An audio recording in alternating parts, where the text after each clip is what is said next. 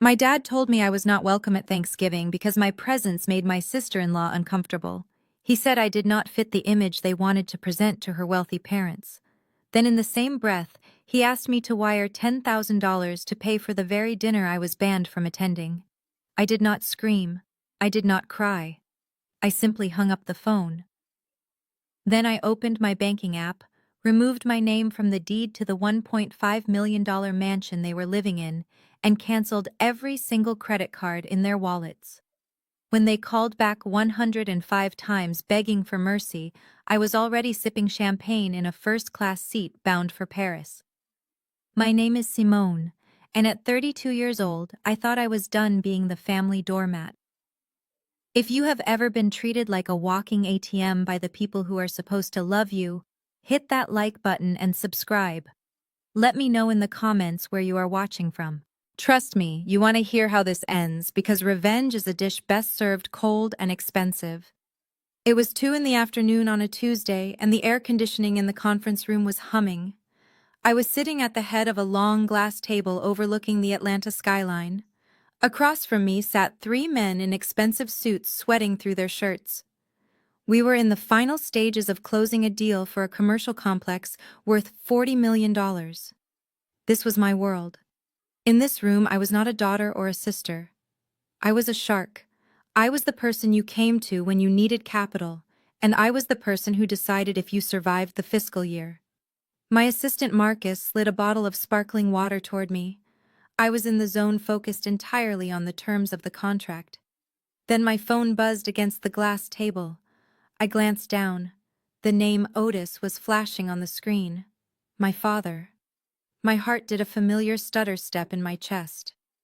Otis never called during work hours. He knew my schedule. He knew that when I was in meetings, I was unreachable.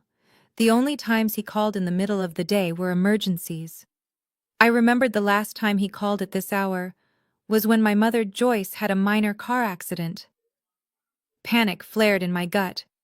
I held up a hand to the investors, signaling for a moment of silence. "Excuse me, gentlemen," I said, keeping my voice level. "I have to take this. It is my father." The men nodded respectfully. I swiped the green icon and brought the phone to my ear, expecting a frantic voice. Expecting bad news about a hospital visit or a fall. "Hello, Dad, is everything okay?" There was no panic in his voice. There was no emergency. Instead, there was that familiar preachery tone, the deep baritone he used from the pulpit for 30 years to command attention and demand obedience. It was the voice he used when he was about to deliver bad news disguised as holy wisdom. "Simone, listen to me. We have been talking as a family about Thanksgiving." I exhaled slowly, feeling the adrenaline fade, only to be replaced by a low, simmering anxiety. Thanksgiving was 3 days away. I had already cleared my schedule, which was no small feat. I had ordered the cases of vintage wine my brother Kendrick liked. I had even bought a new dress. "Okay," I said, leaning back in my leather chair. "What about it? Do you need me to come early to help Mom with the prep?" There was a pause on the line, a heavy, awkward silence that told me everything I needed to know before he even said the words. "No, Simone.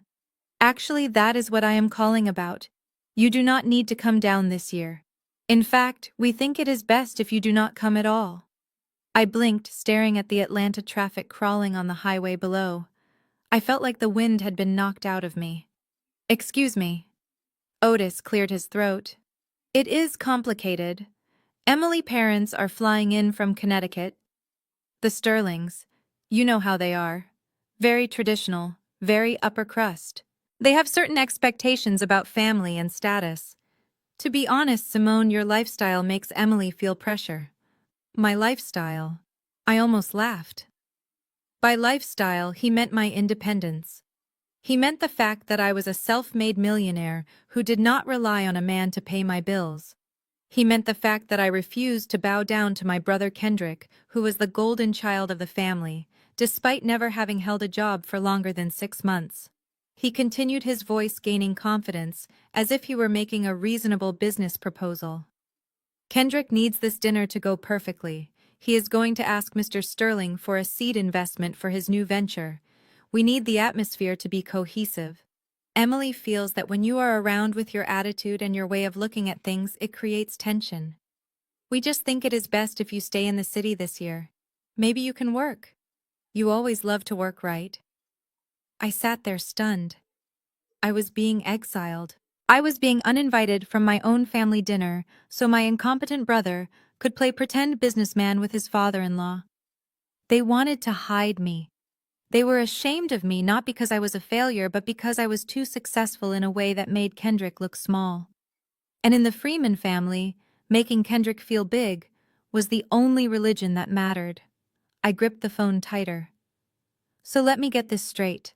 I am not invited because Emily parents are snobs, and Kendrick needs to scam them for money.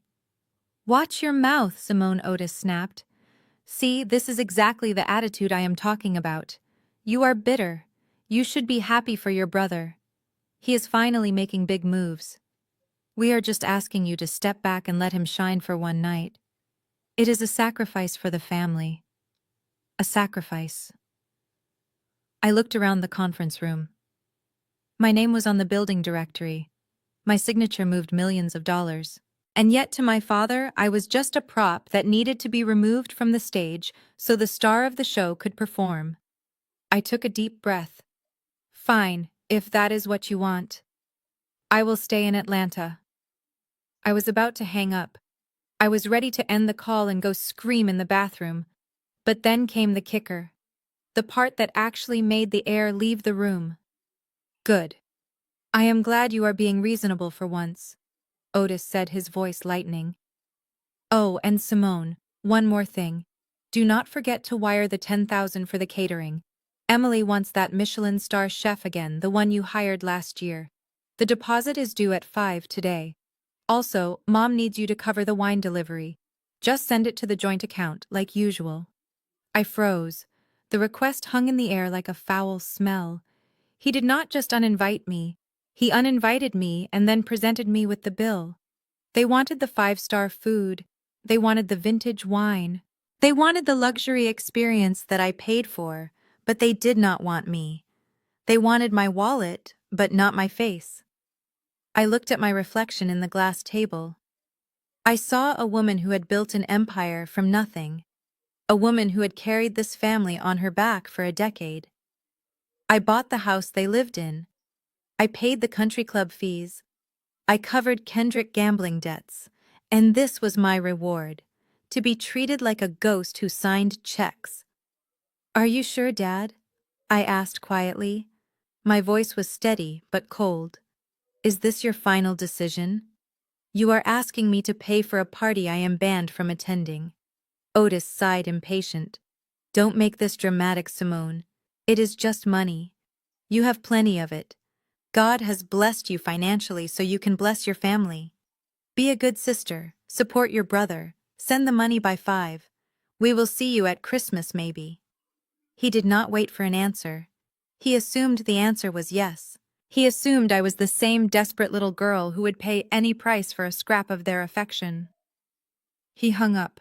The line went dead. I lowered the phone slowly. The conference room was silent. The investors were looking at me with concern. They saw the shift in my demeanor.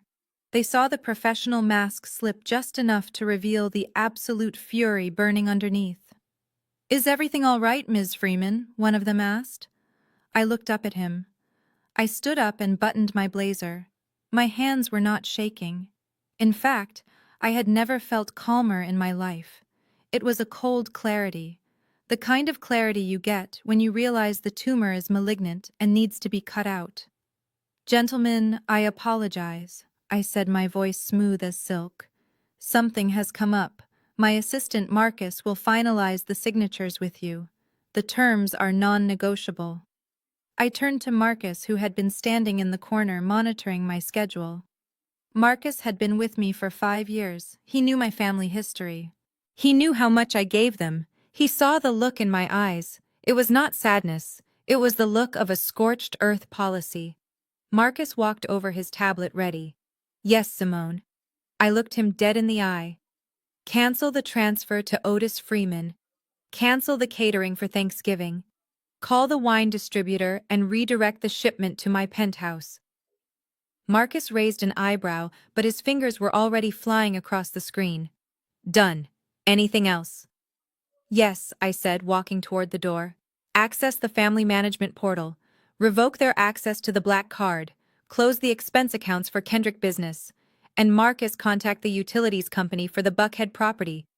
The Buckhead property? Marcus asked, pausing. Your parents' house. My house, I corrected him. It has always been my house. Cut the power, cut the water, cut the internet. Tell them the owner has terminated the service agreement effective immediately. Marcus looked at me, a small smile playing on his lips. He typed the command. The authorization went through. I walked out of the conference room and down the hall toward the elevator. My phone started ringing again. It was Otis. Then it was my mother. Then Kendrick. I did not look at it. I tossed the phone into my designer bag and pressed the button for the lobby. The elevator doors slid shut, cutting off the noise of the office. For the first time in my life, I was not going home for Thanksgiving, and for the first time in my life, I felt completely free. The war had started, and they had no idea they had just fired on a nuclear power. While I was sitting in my office calmly dismantling their financial safety net, my mother Joyce and my sister-in-law Emily were walking into L'Eclat, one of the most exclusive boutiques in Buckhead. They had no idea that the ground beneath their feet had already crumbled. To them, this was just another Tuesday afternoon of spending money they did not earn. Emily loved L'Eclat because the staff treated her like royalty. They offered her sparkling water with lemon slices the moment she walked through the glass doors. They complimented her hair, which she spent $400 a week maintaining, and they nodded eagerly at her opinions on the latest fashion trends. Emily thrived on this validation. She needed to feel superior, and spending my money was her favorite way to achieve that high. My mother trailed behind her, happy to be included in the orbit of her daughter-in-law. Joyce had always been desperate for Emily approval. She saw Emily as the prize the Freeman family had won. A girl from a wealthy Connecticut family with blue blood and high connections. My mother was willing to do anything to keep Emily happy, even if it meant throwing her own daughter under the bus. Emily stopped in front of a mannequin, displaying a floor-length gown. It was a shimmering silk masterpiece in deep emerald green. The fabric looked like liquid money. "Oh, Joyce, look at this!" Emily gasped, running her manicured fingers over the silk. "This is it. This is the dress for Thanksgiving dinner. My mother loves emerald green. It brings out my eyes." Joyce clasped her hands together in delight. "It is stunning, Emily. You will look like a queen. It is absolutely perfect for hosting the Sterlings." Emily checked the price tag and smirked. $5,500. Not bad. Simone would probably have a heart attack if she saw the price, but who cares, right? She is not even invited. They both laughed. A cruel, conspiratorial laugh that echoed in the quiet store. "Exactly," Joyce agreed. "Simone is just so stingy sometimes. She does not understand that quality costs money. She would probably wear one of those boring pantsuits anyway. It is better she stays away. We do not need her negativity bringing down the mood." Emily signaled to a sales associate, a young woman named Sarah, who had helped them ring up thousands of dollars in merchandise over the past year. Sarah rushed over, smiling. "I need this in a size 4, Emily commanded, handing over the dress. "And grab those diamond earrings in the display case, too. The ones with the teardrop shape. I deserve a little treat for dealing with all the stress of planning this dinner." "Of course, Mrs. Freeman," Sarah said, taking the items to the counter. "Will that be all for today?" "Yes, just these," Emily said, walking to the register with her chin held high. She opened her designer purse and pulled out the heavy titanium black card. It was an American Express Centurion card, the ultimate status symbol. It had my name on the account, but Emily carried a supplementary card with her husband Kendrick's name on it. She loved the sound it made when she slapped it onto the marble countertop. That heavy metallic clink that told the world she was important. "Put it on the family account," Emily said, waving her hand dismissively. Sarah inserted the chip into the reader. The machine beeped. Processing. Emily leaned against the counter, checking her reflection in the mirror behind the register. She adjusted her collar, unaware that her life was about to implode. The machine beeped again. A harsh, low tone. Sarah frowned. "I am sorry, Mrs. Freeman. It says chip red error. Let me try swiping it." Emily rolled her eyes. "Honestly, these machines are so sensitive. Just hurry up. I have a spa appointment at 4. Sarah swiped the card. The machine thought for a second, and then beeped that same harsh tone. Declined. The word flashed on the small screen facing the clerk, but Emily did not see it yet. Sarah looked uncomfortable. She tried manually entering the numbers. Declined. Mrs. Freeman. Sarah said, her voice dropping to a discreet whisper. "The card is not going through. It is giving me a code I have not seen before." Emily huffed loud enough for the other two customers in the store to hear. "What do you mean, not going through?" "That is a black card. It has no limit. Do not be ridiculous. Try it again." "I have tried 3 times," Sarah said politely. "It is being declined by the issuer. Do you have another form of payment?" Emily's face flushed a shade of pink that clashed with her lipstick. "This is embarrassing. There must be something wrong with your system. My husband just paid the bill yesterday. Here, let me call him." She pulled out her phone, but before she could dial, the store manager walked over. He was a tall man in an impeccably tailored suit who usually greeted Emily with a warm handshake. Today his face was grim. He looked at the screen on the register and then looked at Emily with cold professional detachment. "Mrs. Freeman," the manager said, his voice projecting clearly across the silent boutique. "The code on the register is 04. That is the code for a stolen or lost card reported by the primary account holder." The silence in the store was deafening. The other customers stopped browsing and turned to watch. Emily dropped her phone. It clattered onto the marble floor. "Stolen!" she shrieked. "How dare you? This is my husband's card. My sister-in-law pays the bill. She would never report it stolen." The manager did not blink. "The system requires us to confiscate the card immediately. Please hand it over, Mrs. Freeman, or I will have to call security." "Confiscate it?" Emily's voice cracked. She looked around wildly, seeing the judgment in everyone's eyes. She looked at Joyce for help. "Joyce, do something. Tell them who we are." Joyce stepped forward, clutching her pearls nervously. "Sir, there must be a mistake. We are the Freemans. We spend thousands here every month.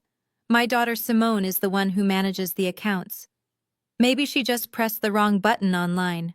Here, use my card." Joyce pulled out her own platinum card, also linked to my main account. She handed it to the manager with a trembling hand. "Just put the dress and the earrings on this one. We will sort out the other card later."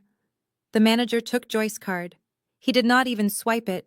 He simply looked at the number and typed it into his terminal to check the status. "Frozen," he said flatly. "This account has been frozen by the primary holder as of 2:30 this afternoon. All associated cards are invalid." Joyce's face went pale. "Frozen?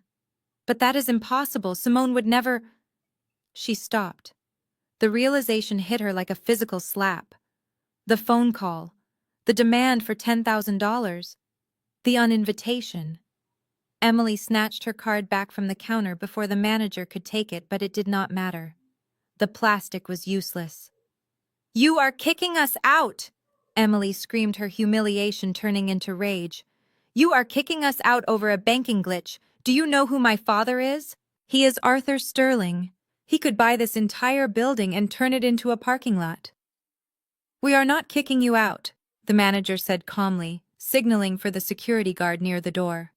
"But we cannot release the merchandise without payment. And since both cards are flagged for suspicious activity, I am going to have to ask you to leave until you can provide a valid form of payment. Please leave the items on the counter." The security guard, a large man with crossed arms, took a step forward. Emily looked at the dress, the emerald green silk that was supposed to make her the star of Thanksgiving. She looked at the diamond earrings. Then she looked at the security guard. She grabbed her purse and stormed out of the store, tears of rage streaming down her face. Joyce scrambled after her, head bowed, trying to hide her face from the staring customers. Outside on the sidewalk, the humid Atlanta air hit them. Emily was shaking. "Call Kendrick," she screamed at Joyce. "Call him right now." Wait. That witch. That jealous, bitter witch. She cut us off. She actually cut us off. Joyce was already dialing Kendrick's number. Her hands were shaking so badly she dropped the phone once before connecting. Kendrick was across town at a luxury car dealership. He had been looking at a new Porsche Cayenne, intending to lease it to impress Mr. Sterling. He was sitting in the plush leather office of the sales manager, ready to sign the paperwork. The sales manager had just run his credit check. Mr. Freeman, the manager, had said, sliding the paper across the desk. "I am afraid we have a problem. Your credit score just dropped 80 points in the last hour, and the credit line you listed as your primary income source, the one from Freeman Holdings, it shows as terminated." Kendrick had laughed nervously. "That is a mistake. My sister runs that holding company. I am a partner." The manager had shaken his head.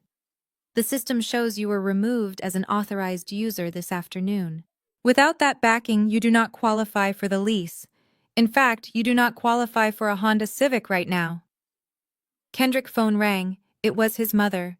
He answered it, his face burning with the same shame his wife was feeling 5 miles away. "Mom," he hissed, "what is going on? The dealership just said my credit is dead." "It is." "Simone." Joyce sobbed into the phone on the street corner. "She cut the cards, Kendrick. She cut everything. Emily was humiliated at the boutique. They almost called the police on us." Kendrick gripped the phone, his knuckles turned white. "Where is she?" "She is not answering," Joyce wailed. "We called her 50 times. It goes straight to voicemail." "Kendrick, what are we going to do? The Sterlings are coming in 3 days. We have no food, we have no wine, and now we have no money to buy any of it."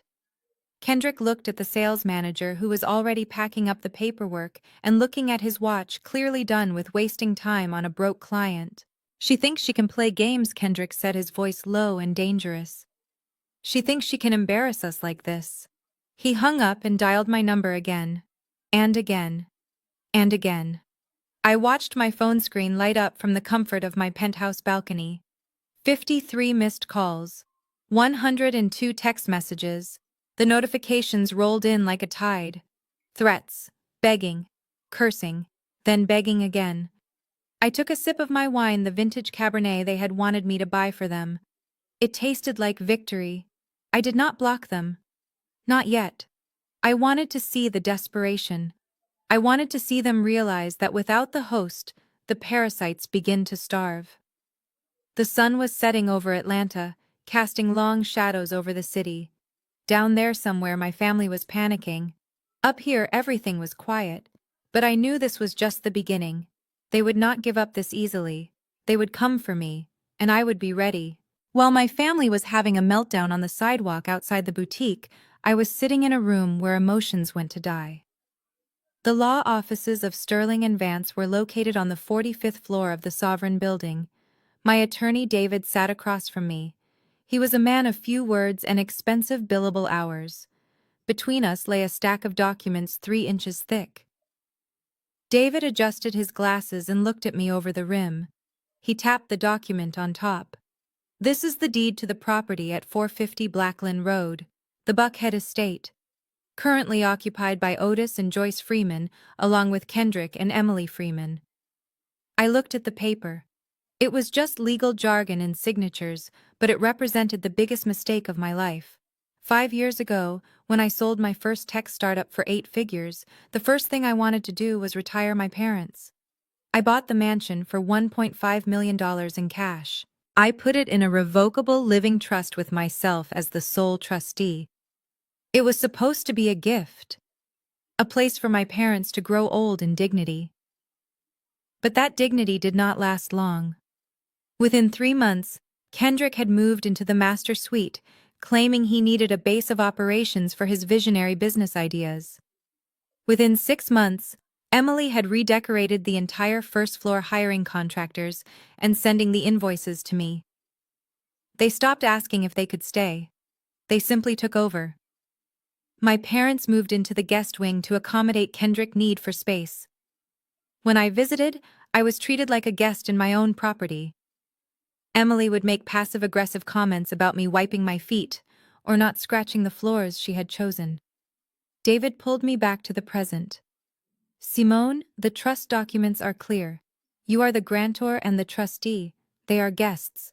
Tenants at will. They have no lease, no ownership, no legal standing. If you sign this, we are initiating the eviction process under Georgia law, but I need you to understand the nuclear fallout of this. Once we file this with the county, there is no going back. I reached for the pen. My hand was steady. I thought about the phone call with my father. I thought about the $10,000 he demanded for a dinner I was not good enough to attend. I thought about the way they looked at me like a bank vault that had the audacity to speak. It is not just eviction, David, I said, my voice flat.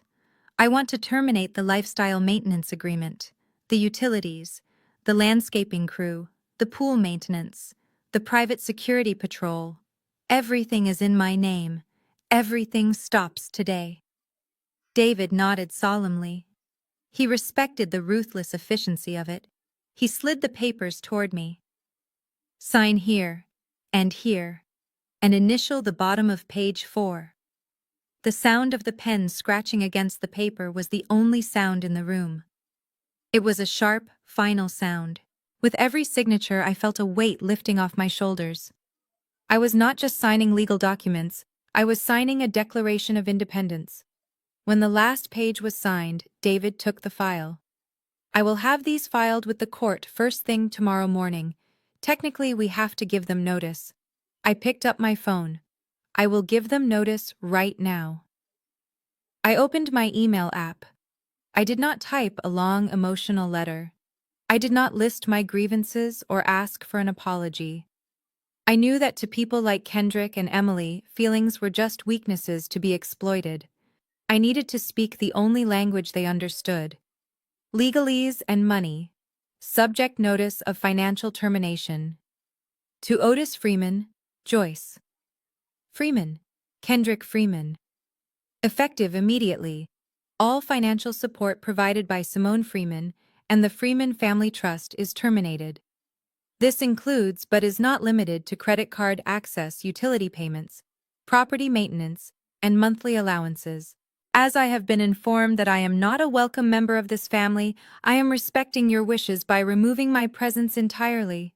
This includes my financial presence. Please make arrangements to assume responsibility for all bills associated with your residence starting today. I read it over once. It was cold. It was professional. It was perfect.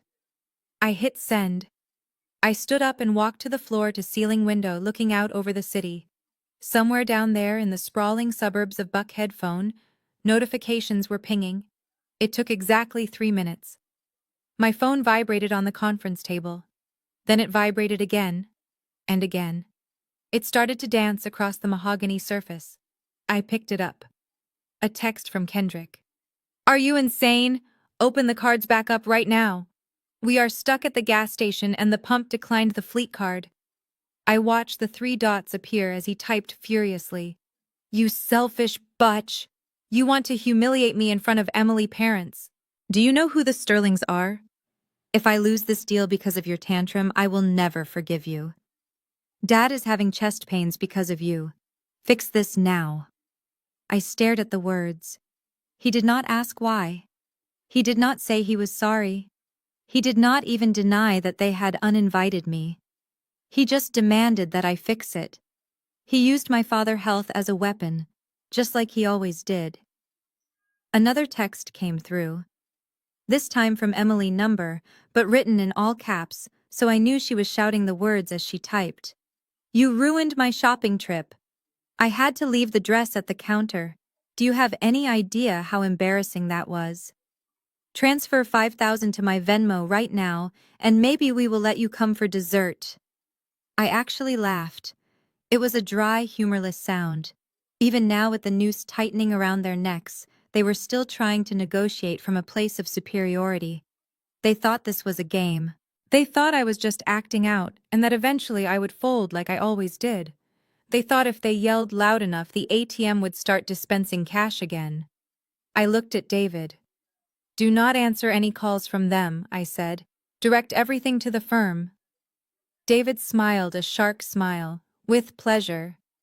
I walked out of the office and into the elevator. The texts kept coming. My mother sent a picture of herself crying. My father sent a Bible verse about honoring thy parents.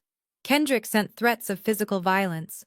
I deleted the thread without reading the rest. I stepped out into the cool evening air. The city lights were coming on. For the first time in 5 years, I did not have a family to go home to. And for the first time in 5 years, I felt like I could finally breathe. I got into my car and turned the radio up, drowning out the phantom sound of my phone buzzing. They wanted a Thanksgiving without me. Well, they were about to get exactly what they asked for. But they forgot that the turkey was not the only thing that was going to get carved up this year. The silence in my penthouse was absolute, and it was beautiful. From the 45th floor, the noise of Atlanta traffic was nothing more than a distant hum, a reminder that the chaotic world below could not touch me unless I let it. But while I sat on my velvet sofa, watching the city lights flicker on the chaos, was currently racing up Peachtree Road in a leased Mercedes-Benz. My father, Otis, and my brother Kendrick were coming for me. I knew it before the concierge even called. I knew it because I understood how their minds worked. To them, my email was not a boundary, it was a declaration of war. And in the Freeman family, war was fought with loud voices, intimidation, and the weaponized guilt of religious obligation. They were not coming to apologize. They were coming to force the ATM to start dispensing cash again. I poured myself a glass of sparkling water and picked up my iPad. I had a direct feed to the lobby security cameras. It was a feature I rarely used, but tonight it was my front row seat to the circus. On the screen, I saw Kendrick's car screech to a halt in the circular driveway. He parked crookedly, taking up 2 spaces right in front of the fountain. It was a small act of arrogance that summarized his entire existence. He stepped out, slamming the door, wearing a designer jacket that I had paid for 3 Christmases ago. Otis followed him, clutching his Bible like a shield. His face was twisted in that familiar, self-righteous scowl, the one he usually reserved for sinners and people who put less than $20 in the collection plate. They marched toward the glass doors with the entitlement of kings entering their castle. They expected the automatic doors to part. They expected the staff to bow. They expected to breeze past the front desk and take the private elevator straight up to my sanctuary, where they would bang on my door until I submitted. But the sovereign was not my parents' house. It was a fortress of wealth and privacy, and tonight the drawbridge was up. I watched on the screen as they approached the front desk. Charles, the head concierge, was on duty. Charles was a former British military officer who stood 6'4" and had zero patience for foolishness. He looked up from his computer as Otis slammed his hand onto the marble counter. I could not hear the audio through the iPad, but I did not need to. I could read my father's body language perfectly. He was pointing at the ceiling, he was shouting, he was demanding to see Simone Freeman immediately. I saw Charles say something calm and professional. He likely asked for their names. Otis gestured wildly at Kendrick. Kendrick leaned over the counter, invading Charles' personal space, trying to use his physical size to intimidate. It was a tactic that worked on his wife Emily, and it worked on our mother Joyce. But Charles did not flinch. He simply typed something into his computer, checked the list, and shook his head. My phone rang. It was the landline connected to the concierge desk. I picked it up. "Ms. Freeman." "I apologize for the disturbance," Charles said, his voice crisp and unbothered. "I have 2 gentlemen here in the lobby, an Otis and Kendrick Freeman. They claim to be your father and brother. They are quite agitated and are demanding access to your unit." I looked at the screen. Otis was now pacing back and forth, waving his arms. Kendrick was filming the interaction on his phone, probably hoping to post it online to shame the building staff. They looked ridiculous. They looked small. For 30 years, these 2 men had controlled every aspect of my life. They had told me what to wear, what to study, and how to spend my money. They had made me feel like I took up too much space in the world. But looking at them now on a 5-inch screen, they were just two angry men shouting at a locked door. I took a sip of water. I felt a cold steeliness settle in my chest. This was the moment. The moment I stopped being their daughter and started being their landlord. Ms. Freeman Charles asked again, "Do you wish to grant them access?" I watched Otis point a finger in Charles' face. I saw the spit flying from his mouth. I saw the absolute lack of respect they had for anyone who stood in their way. I cleared my throat. "Charles, I am looking at the monitor. I have never seen those men before in my life." There was a brief pause on the line. A moment of professional understanding. Charles knew exactly who they were. He had seen them visit before. But he also knew what I was paying for. He was not just paid to open doors. He was paid to keep the wrong people out. "Understood," Ms. Freeman Charles said, without missing a beat. "I will handle it." I hung up and watched the show. Charles said something to them. I saw Otis freeze. His mouth fell open. Kendrick dropped his phone to his side. They could not believe it. The denial was absolute. It was not just that I was busy. It was that I had erased them. Otis' face turned a dangerous shade of purple. He lunged toward the elevator bank, trying to bypass the desk. That was a mistake. Charles pressed a button under the counter. Two uniformed security officers who had been standing discreetly by the pillars stepped forward. They were not the friendly mall cops my brother was used to dealing with. These were armed tactical security. They blocked the path to the elevators, creating a wall of muscle and Kevlar. Kendrick tried to push past one of them, shouting something that looked like, "Do you know who I am?" The guard grabbed Kendrick's arm. It was a swift professional movement. He twisted Kendrick's arm behind his back and marched him toward the revolving doors. Kendrick struggled, his expensive sneakers squeaking on the polished floor, but he was no match for a trained professional. Otis screamed, clutching his chest, trying to play the victim card. He yelled at the residents who were walking through the lobby, trying to garner sympathy. But the people living in the Sovereign valued privacy above all else. They looked at Otis with disdain, seeing only a loud intruder disrupting their evening. The second guard took Otis by the elbow. He did not rough him up, but he was firm. He guided my father toward the exit with the efficiency of a bouncer throwing out a drunk. I watched them get shoved out onto the sidewalk.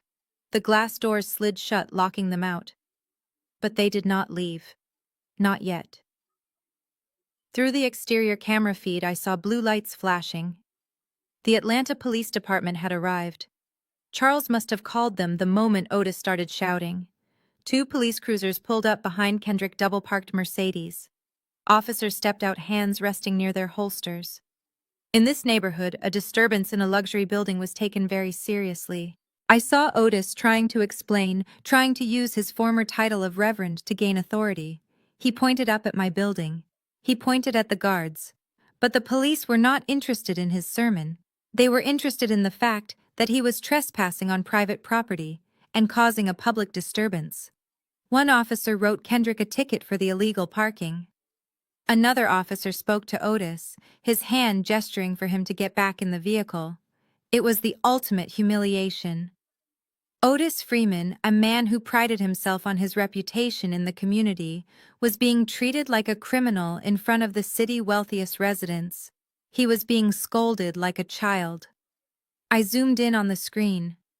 I could see the hate in Kendrick's eyes as he got into the driver's seat. He looked up at the building, scanning the windows, trying to find mine. He shouted something at the glass. I could not hear it, but I could read his lips. "You will pay for this." Otis got into the passenger seat, looking defeated and furious. He slammed the door so hard the car shook. As they drove away, followed by a police cruiser, to ensure they left the premises, I felt a strange sensation. My hands were shaking, not from fear, but from the adrenaline of finally standing up. I had just publicly disowned my family. I had subjected them to the same shame they had heaped on me for years. I turned off the iPad. The screen went black, reflecting my own face. I did not look sad. I looked relieved. But I knew this was not over. Humiliation does not make narcissists reflect on their behavior, it only makes them vindictive. They would not come back to my building. No, they would try to hit me where they thought it would hurt the most. My reputation, my image, my soul. I picked up my phone and saw a notification from a local community Facebook group, a post by Emily Freeman. My heartless sister-in-law evicted her own elderly parents and assaulted them with security guards. Please pray for our family as we deal with this monster. The post already had 20 likes. The smear campaign had begun. I smiled a cold, humorless smile. Emily had no idea who she was playing with. She thought Facebook likes were power. She forgot that I owned the internet provider she was using to post her lies. And tomorrow morning, she was going to find out that a lie travels halfway around the world, while the truth is putting on its boots. But my truth did not wear boots. It wore stiletto heels, and it was about to step on her neck. The morning sun was streaming through the floor-to-ceiling windows of my penthouse, but the mood on my phone screen was pitch black.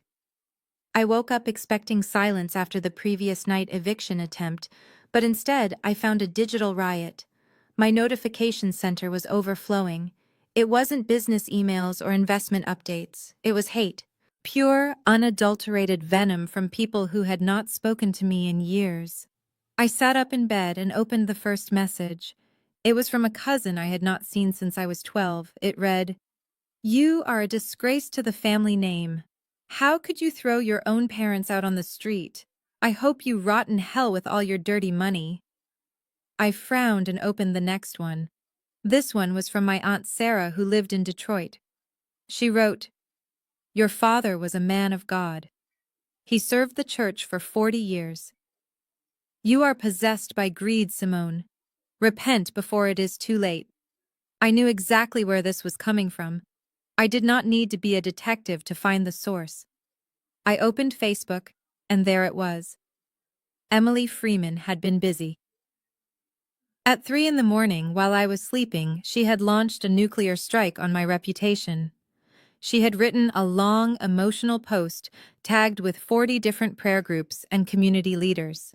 The picture attached was a blurry photo of my father Otis looking distraught outside my building next to a police car. The caption was a masterpiece of manipulation. "It is with a heavy heart that I ask for prayers for our family." Last night, my sister-in-law, Simone Freeman, physically assaulted her elderly parents and had them removed by police from the home they raised her in. We have just discovered that she has been using illegal business practices to fund her lavish lifestyle, and now she has abandoned the very people who sacrificed everything for her. We are homeless and heartbroken. Please pray for Otis and Joyce as they face this betrayal from their own daughter. I stared at the words. Illegal business practices. That was the line that crossed the boundary from family drama to legal defamation. Emily knew exactly what she was doing. In our community, and especially in the church circles where my father held sway, the accusation of dirty money was a death sentence. It implied I was a criminal. It implied that my success was not earned but stolen. It was designed to destroy my professional credibility. I went deeper into the comments. The thread was on fire. Members of the Greater Ebenezer Baptist Church, where my father had served as a pastor, were calling for my head. They were calling me a Jezebel. They were saying I had sold my soul for a penthouse. Then I saw the screenshots from the church WhatsApp group called the Ladies of Grace. My mother Joyce was active in there. She was playing the role of the martyr perfectly. "I just do not know where we went wrong," Joyce had typed to the group. "We gave her everything. We prayed for her. And now she treats us like strangers. She even cut off the money for the church donation drive. She has turned her back on God." That was the final straw. They were using the church. They were using the very institution that I had been quietly supporting for years to paint me as a villain. They relied on the fact that I was private. They banked on my silence. They thought that because I never bragged about my donations, no one knew where the money actually came from. They were wrong. I got out of bed and walked to my home office. I did not reply to the hate messages.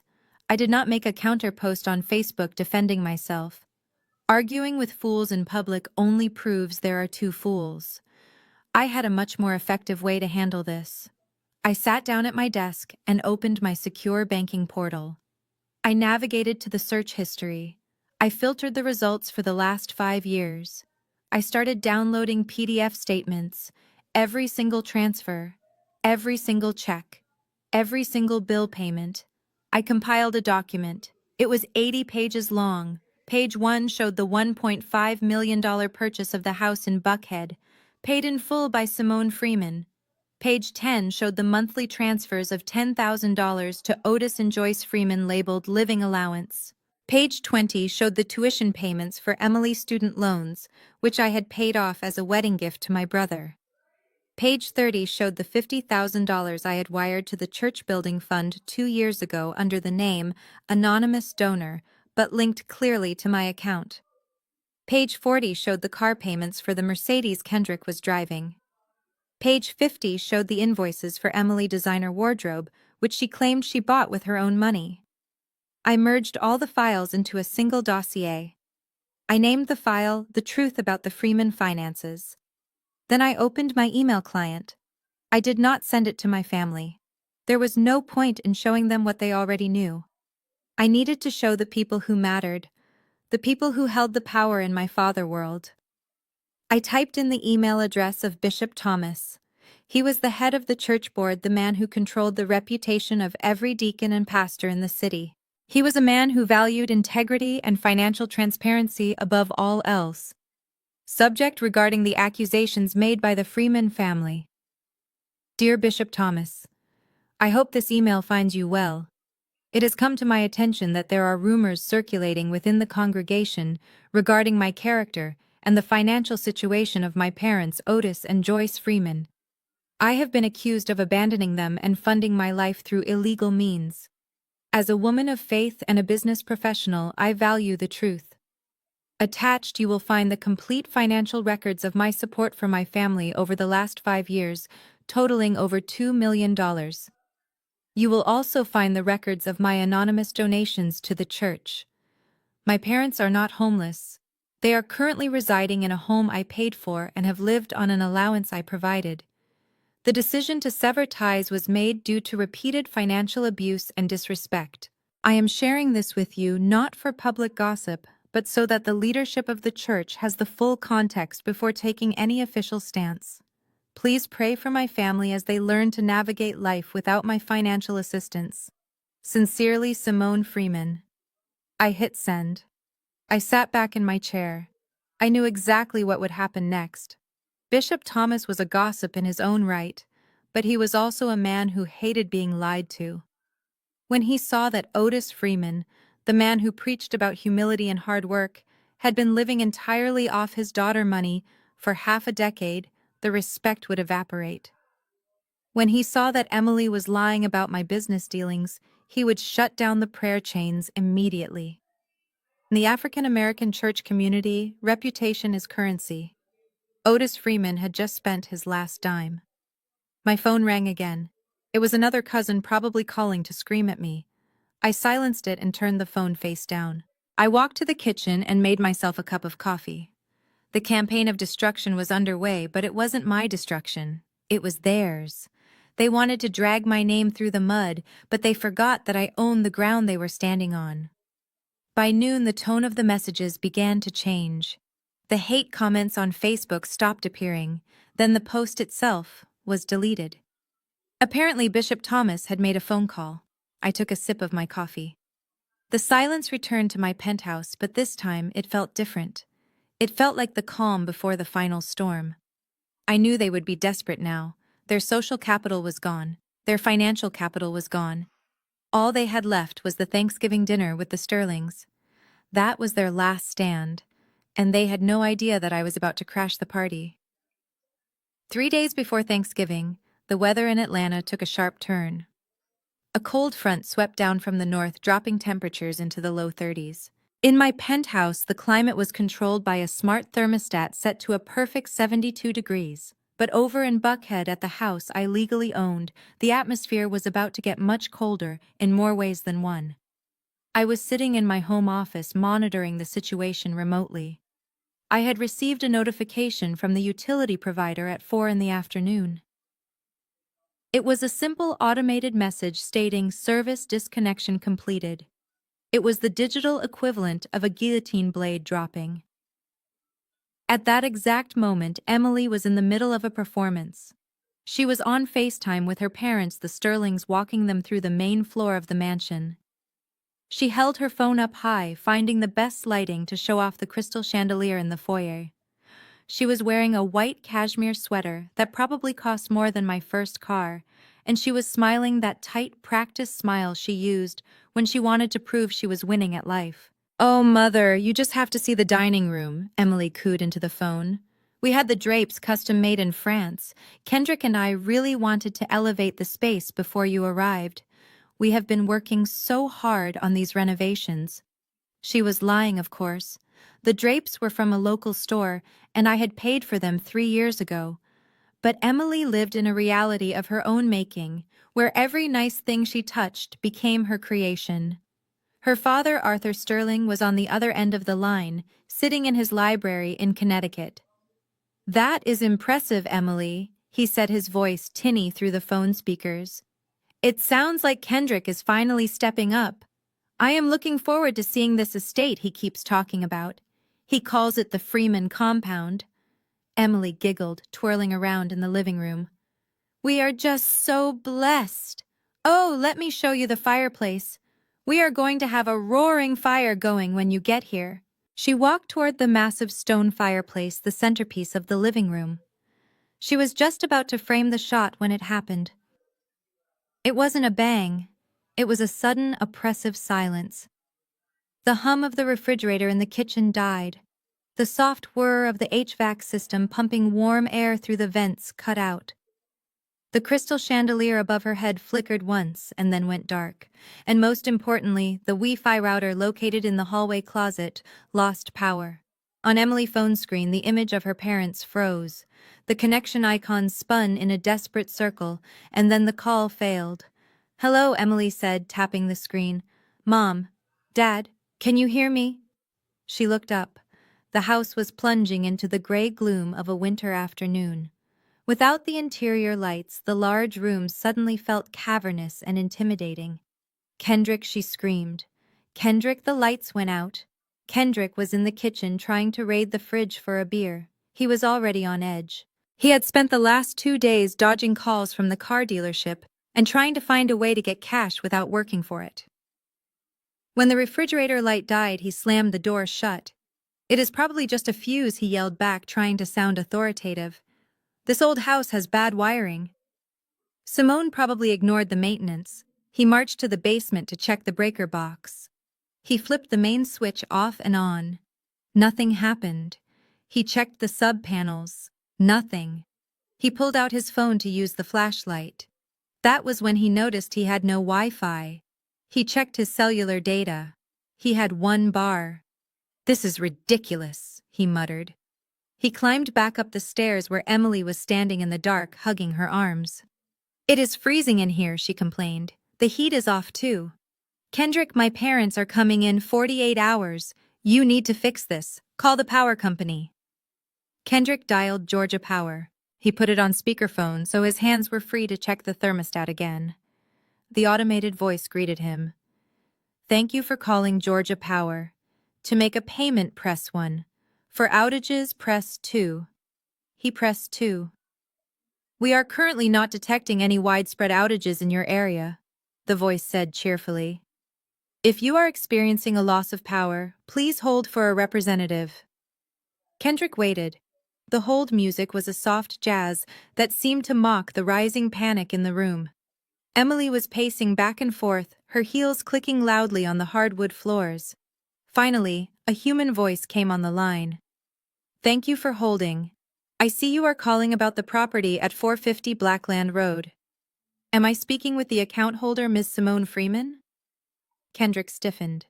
"No, this is her brother, Kendrick Freeman. The power just went out." Your machine said there are no outages, so what is going on? There was a pause. The sound of typing filled the silence. Sir, I see here that the service for this address was voluntarily disconnected by the account holder this afternoon. The final bill was generated and the account has been closed. Disconnected. Kendrick repeated, his voice cracking. What do you mean closed? Ms. Freeman requested a total cessation of services, the representative explained. Additionally, since the account is closed, the outstanding balance for the last 3 months of high usage, plus the early termination fees, and the deposit for a new connection, well, it is all due immediately if you wish to restore power. How much? Kendrick asked. He felt sick. To open a new account in your name and restore service today, you would need to clear the pending balance on the meter. The total is $5,240. $5,000, Emily shrieked. She grabbed the phone from the table. Why is the bill so high? And why is it in Simone's name? You told me you took over the bills last year. You told me this was our house. Kendrick snatched the phone back. Mom, this is a mistake. Just turn it back on. We will mail you a check. I cannot do that, sir. The representative said, her voice hardening. We need a valid credit card on file for the full amount. Would you like to process that now? Kendrick looked at Emily. He looked at the dark, cold house. He thought about his wallet, which contained 3 maxed-out credit cards and a debit card with less than $50 on it. I need to call you back, he whispered and hung up. The silence that followed was heavier than the darkness. The house was already losing heat. The large windows, which were great for views, were terrible for insulation. Emily stared at him. Her face was illuminated by the pale light of her cell phone. She looked like a ghost. You lied to me, she said. Her voice was quiet, dangerous. You told my father this was your estate. You told me you were handling the finances. Why is the power bill in Simone's name? Why did she turn it off? Kendrick scrambled for a lie. He was a master at improvisation, but the walls were closing in too fast. It is a glitch, babe, he stammered, backing away. Simone is just being petty. She is trying to sabotage us because she is jealous. She probably hacked the account. I will fix it. I just need to move some money around. My investment accounts are tied up in the merger right now, so I cannot access the cash instantly. You do not have $5,000, do you? Emily asked. The realization was dawning on her. You do not have the money. You do not own the house. You do not even pay the light bill. Of course I have the money, Kendrick shouted, trying to use anger to cover his fear. I am a partner in Freeman Holdings. I am just liquidating some assets. Look, I will go to the bank. I will get it sorted. He grabbed his keys. He needed to leave. He needed to get away from her accusing eyes. Where are you going? Emily screamed. It is getting dark. My parents are going to call back any minute. What am I supposed to tell them? That we are sitting in the dark like peasants because my husband is a fraud. I am going to get the money, Kendrick yelled back, slamming the front door behind him. He ran to his car. He did not know where he was going. He just knew he had to find $5,000 in a city where he had burned every bridge. Back inside the house, Emily stood alone in the foyer. The temperature was dropping rapidly. She pulled her cashmere sweater tighter around herself. She looked at her phone. 5% battery remaining. She realized with a jolt of horror that she could not even charge it. She walked to the window and looked out at the street. The neighbor houses were glowing with warm yellow light. They had heat. They had power. They had Thanksgiving turkeys thawing in working refrigerators. For the first time, Emily felt a crack in her delusion. She looked around the shadows of the living room. Without the lights, without the warmth, the house did not feel like a palace anymore. It felt like a tomb. And she was trapped inside it with a man who could not even keep the lights on. She sat down on the expensive sofa, and for the first time since she married into the Freeman family, she was not thinking about how to spend our money. She was wondering how she was going to survive the night. The temperature inside the Buckhead mansion had dropped to 40 degrees Fahrenheit, and desperation does strange things to a man's ego. Kendrick was shivering in his designer jacket, pacing the dark hallway, while Emily screamed upstairs about her hairdryer not working. They needed $5,000 to turn the lights back on, and they needed it within the hour. Kendrick's eyes fell on the one asset in the house that wasn't bolted down or connected to the grid. In the garage, under a custom dust cover, sat my father, pride and joy. A vintage 1980 Mercedes SL convertible. It was pristine cherry red with tan leather seats. Otis had driven it maybe 3 times in the last decade, treating it more like a museum exhibit than a vehicle. Kendrick grabbed the spare keys from the hook in the mudroom. He convinced himself this wasn't theft. It was a loan. He would sell the car, pay the power bill, impress the Sterlings, and then buy the car back with the investment money he was sure to get from his father-in-law. In his delusional mind, it was a brilliant business maneuver.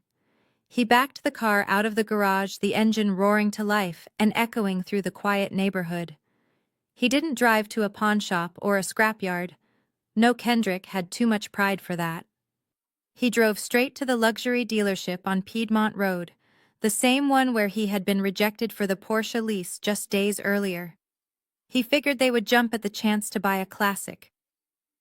I was in a meeting with my marketing team when my phone buzzed. It was an automated alert from my asset tracking software. Vehicle movement detected. 1980 Mercedes SL. I frowned, checking the GPS. The car was moving fast away from the house and toward the commercial district. I didn't call Kendrick. I called the dealership. I knew the owner personally, and I knew exactly where that car was heading. Kendrick rolled into the dealership lot with the top down, despite the freezing weather, trying to look like a playboy bored with his toy. He walked into the showroom, scanning for a salesman. "I want to sell it today," he announced loudly, tossing the keys on the desk of the first manager he saw. "Cash offer only. I am in a rush." The manager, a man named Steve, picked up the keys. He recognized Kendrick from the credit disaster earlier in the week, but he remained professional. He walked out to inspect the car. It was flawless. "We can certainly make an offer," Steve said, walking back inside. "Let me just run the VIN number and check the title status." "It will only take a moment." Kendrick leaned against the desk, tapping his foot. "Hurry up. I have a dinner to plan." Steve typed the number into the database. His eyebrows shot up. He typed it again. Then he looked at Kendrick with a strange expression. "Mr. Freeman, are you the legal owner of this vehicle?" Kendrick rolled his eyes. "It is my father's car, but he gave it to me. I have full authority to sell it. Just cut the check." Steve turned the monitor screen away. "Actually, the system shows this vehicle is registered to Freeman Holdings, LLC. And there is a flag on the account." "A flag?" Kendrick asked, his heart skipping a beat. "What kind of flag?" "Stolen or misappropriated asset," Steve said, his voice dropping an octave. "The owner contacted us 3 minutes ago. She said the vehicle was taken without authorization." "She," Kendrick whispered. The blood drained from his face. Steve pressed a button under the desk. "I have to ask you to wait here, Mr. Freeman. Security is on the way." "I am leaving," Kendrick stammered, reaching for the keys. Steve covered the keys with his hand. "I cannot let you take the vehicle, sir. The police have already been notified." 10 minutes later, I pulled up to the precinct, not the dealership. The police had been efficient. They had arrested Kendrick for attempted grand theft auto and possession of stolen property. When I walked into the station, the fluorescent lights hummed loudly overhead. The air smelled of stale coffee and floor wax. I was wearing a cream-colored wool coat and heels that clicked sharply on the linoleum floor. The desk sergeant looked up. "I am here for Kendrick Freeman," I said calmly. "I am the owner of the vehicle." They led me to an interrogation room. Kendrick was sitting at a metal table. His expensive jacket crumpled, his hands cuffed to the chair. When he saw me, he didn't look angry anymore. He looked terrified. "Simone, get me out of here," he pleaded, his voice cracking. "This is a misunderstanding. I was just borrowing it.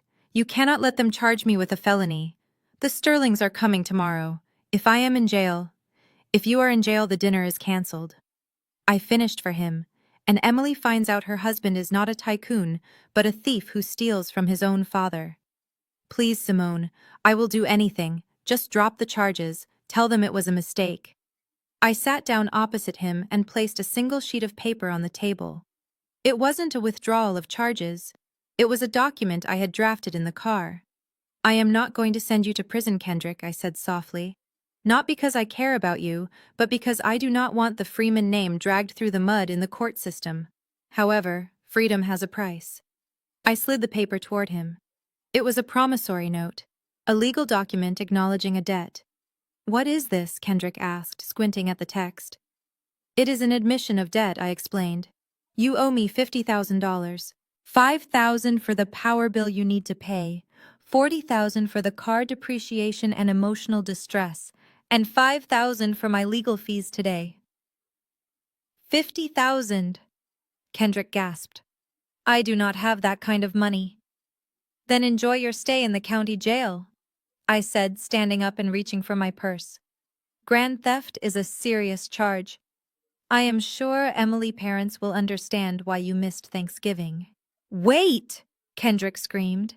He struggled against the cuffs. Wait! I will sign it. I sat back down and uncapped a heavy fountain pen. You sign this, and you acknowledge that if you miss a single payment of $500 a month, starting in January, I can garnish your wages, seize your future assets, and file a lawsuit that will bankrupt you publicly. Do we understand each other? Yes, Kendrick whispered. Yes, just give me the pen. The officer unlocked one of his hands.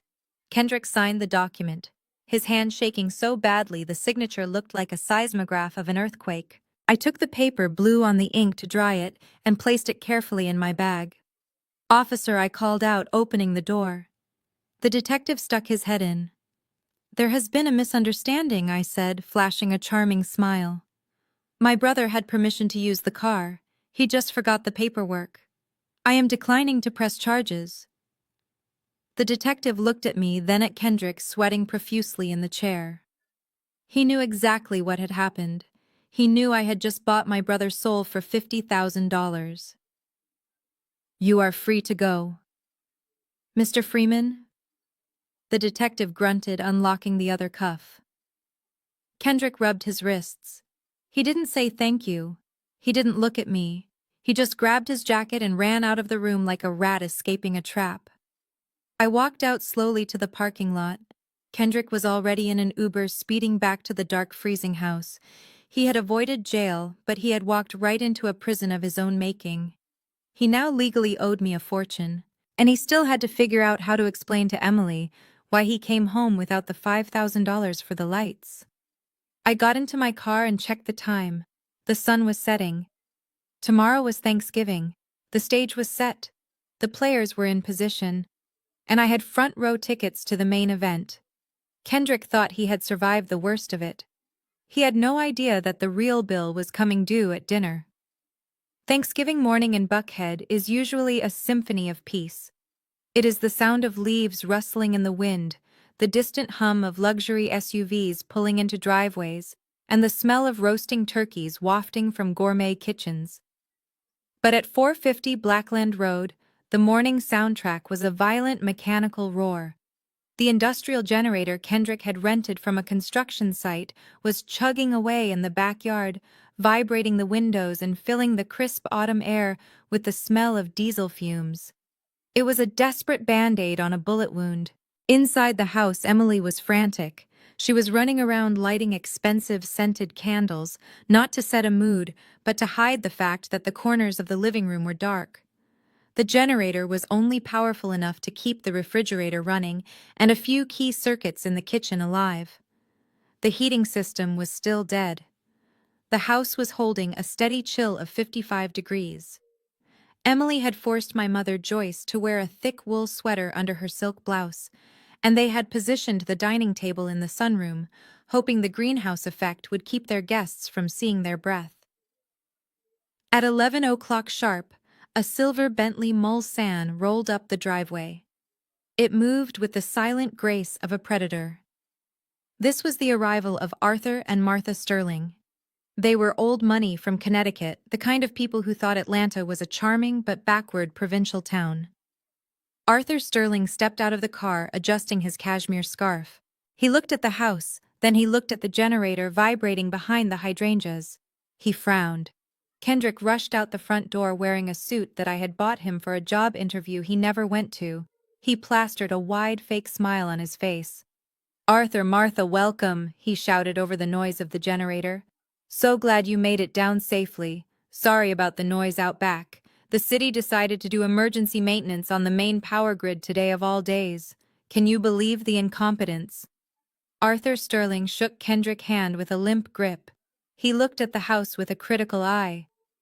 "City maintenance on a holiday. How peculiar. I did not notice any work crews on the drive-in." The streetlights seemed fine. Kendrick laughed a nervous high-pitched sound. "Oh, you know how it is. It is probably just this block. Buckhead infrastructure is getting overwhelmed with all the new money moving in." Martha Sterling stepped out wrapped in a fur coat that probably cost more than Kendrick owed me. She looked at Emily, who was standing in the doorway shivering slightly. "Hello, Mother," Emily chirped, hugging the older woman. "You look ravishing." "You look cold, darling," Martha said, pulling back. "Is the heat out too?" "Just a temporary glitch," Emily lied, linking arms with her mother. "Come inside. We have plenty of wine to keep us warm. And the food is going to be spectacular." They ushered the Sterlings into the foyer. The house was dim, but the sunroom was bright enough to pass for intentional ambiance. As they walked through the hallway, Arthur Sterling stopped to admire the architecture. He tapped the wainscoting with his cane. "I must say," Kendrick Arthur said, his voice echoing in the quiet hallway. "When Emily told us you had bought this place, I was skeptical. It is a significant piece of property, very ambitious for a young man of your background." Kendrick puffed out his chest. "Well, Arthur, I believe in aiming high. I saw the potential in this market 5 years ago. I leveraged my initial capital into a diversified portfolio. This house is just the crown jewel. I call it the headquarters of Freeman Global."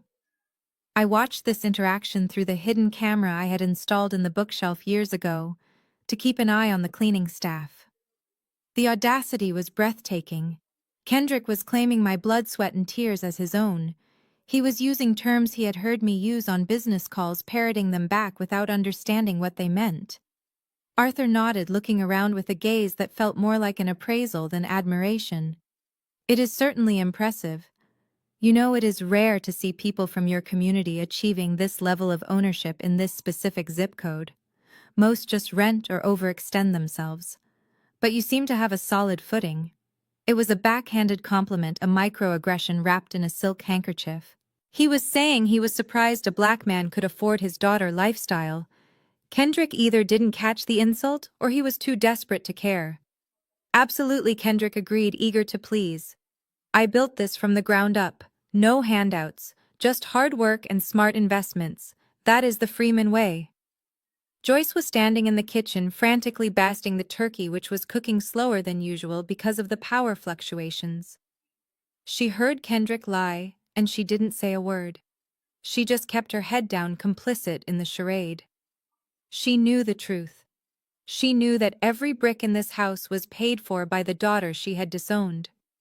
But she needed the Sterlings to approve of her son, so she swallowed the lie along with her pride.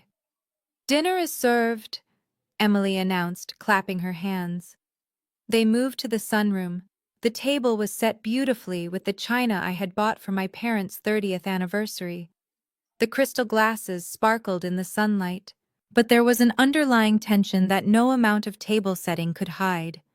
The generator chugged on in the background, a rhythmic reminder that everything here was on the verge of collapse.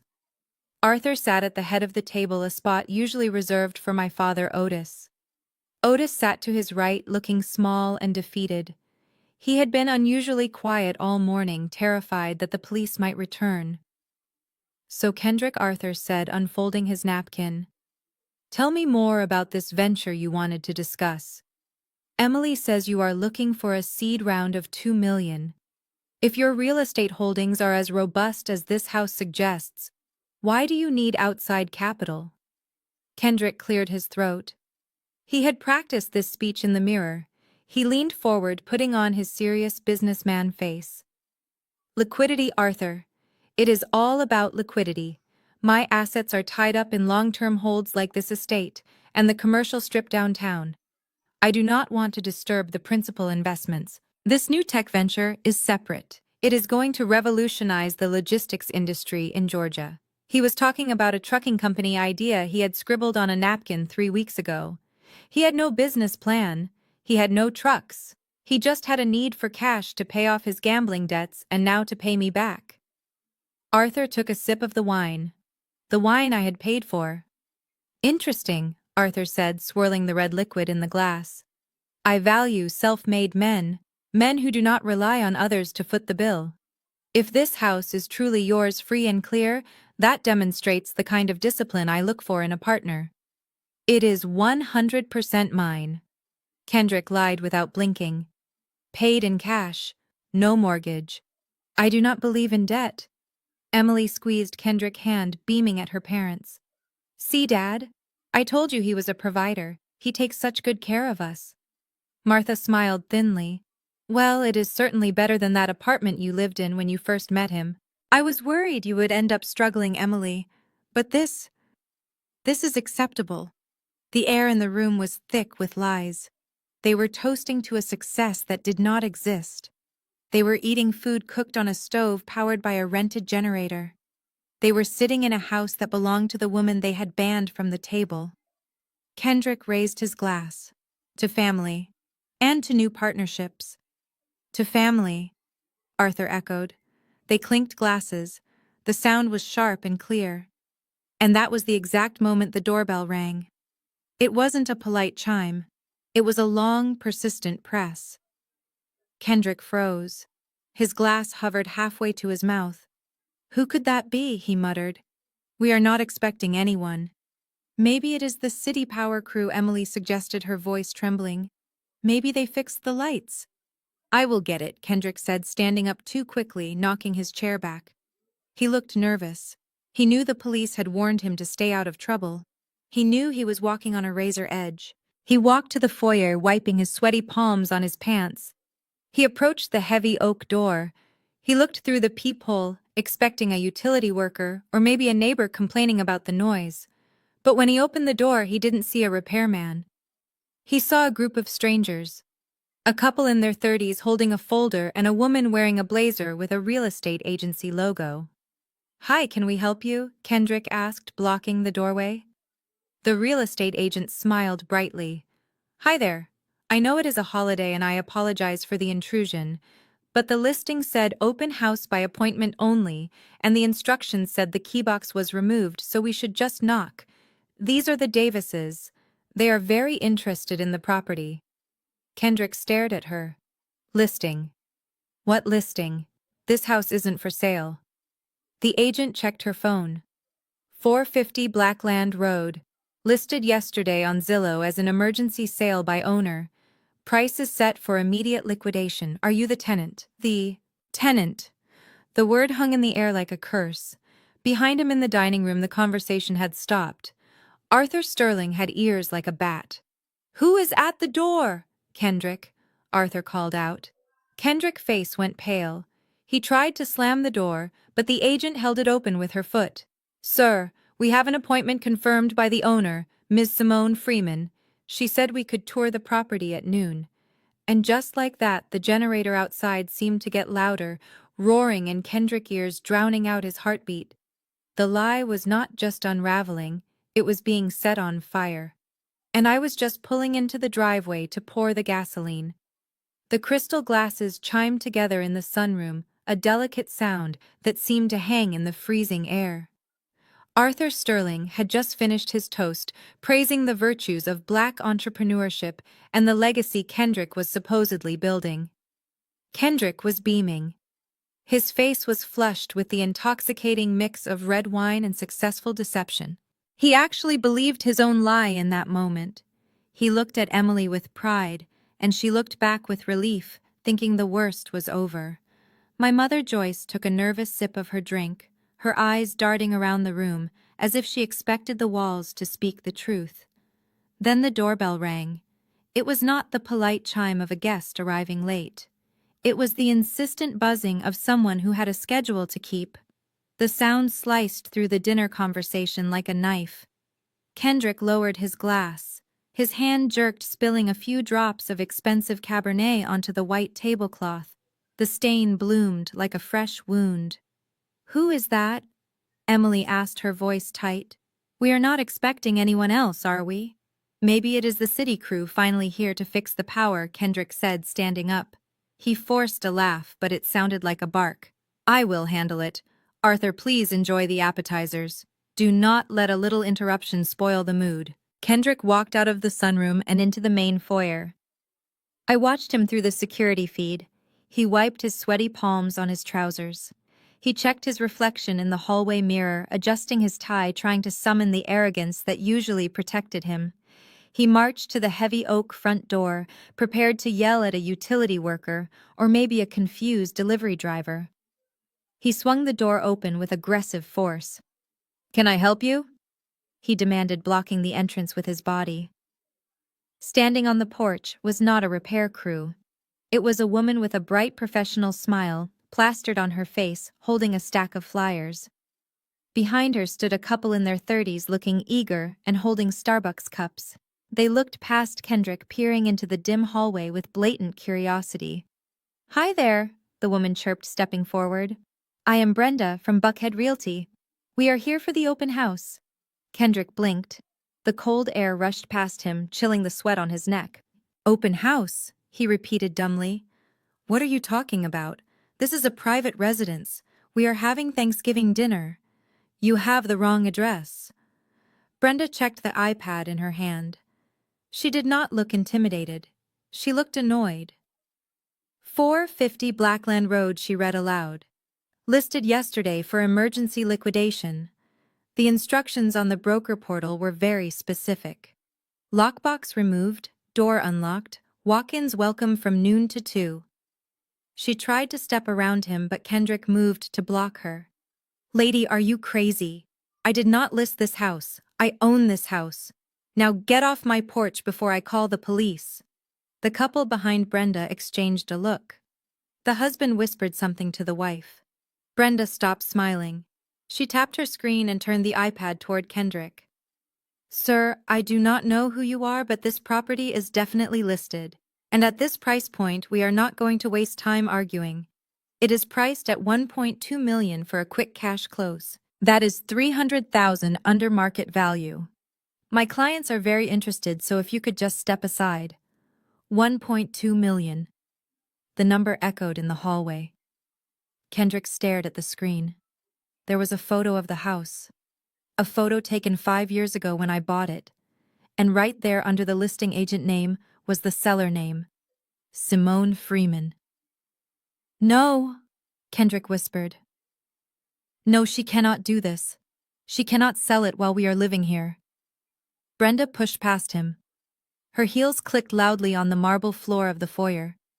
The potential buyers followed her, tracking dirt onto the rug Emily had spent weeks keeping pristine. "Wow," the wife said, looking up at the high ceilings. "It is dark in here, though. Is the power out?" "The listing said utilities might be disconnected due to vacancy," Brenda explained, her voice carrying clearly through the silent house. "It is an as-is sale. The owner wants it off the books by Monday." Kendrick spun around, chasing after them. "You cannot be in here. Get out! Get out right now!" The commotion had traveled to the sunroom. The clinking of silverware stopped. Arthur Sterling frowned, setting down his fork. "What on earth is going on out there?" Arthur grumbled. Emily stood up. "I will go check. It is probably just the neighbors complaining about the generator."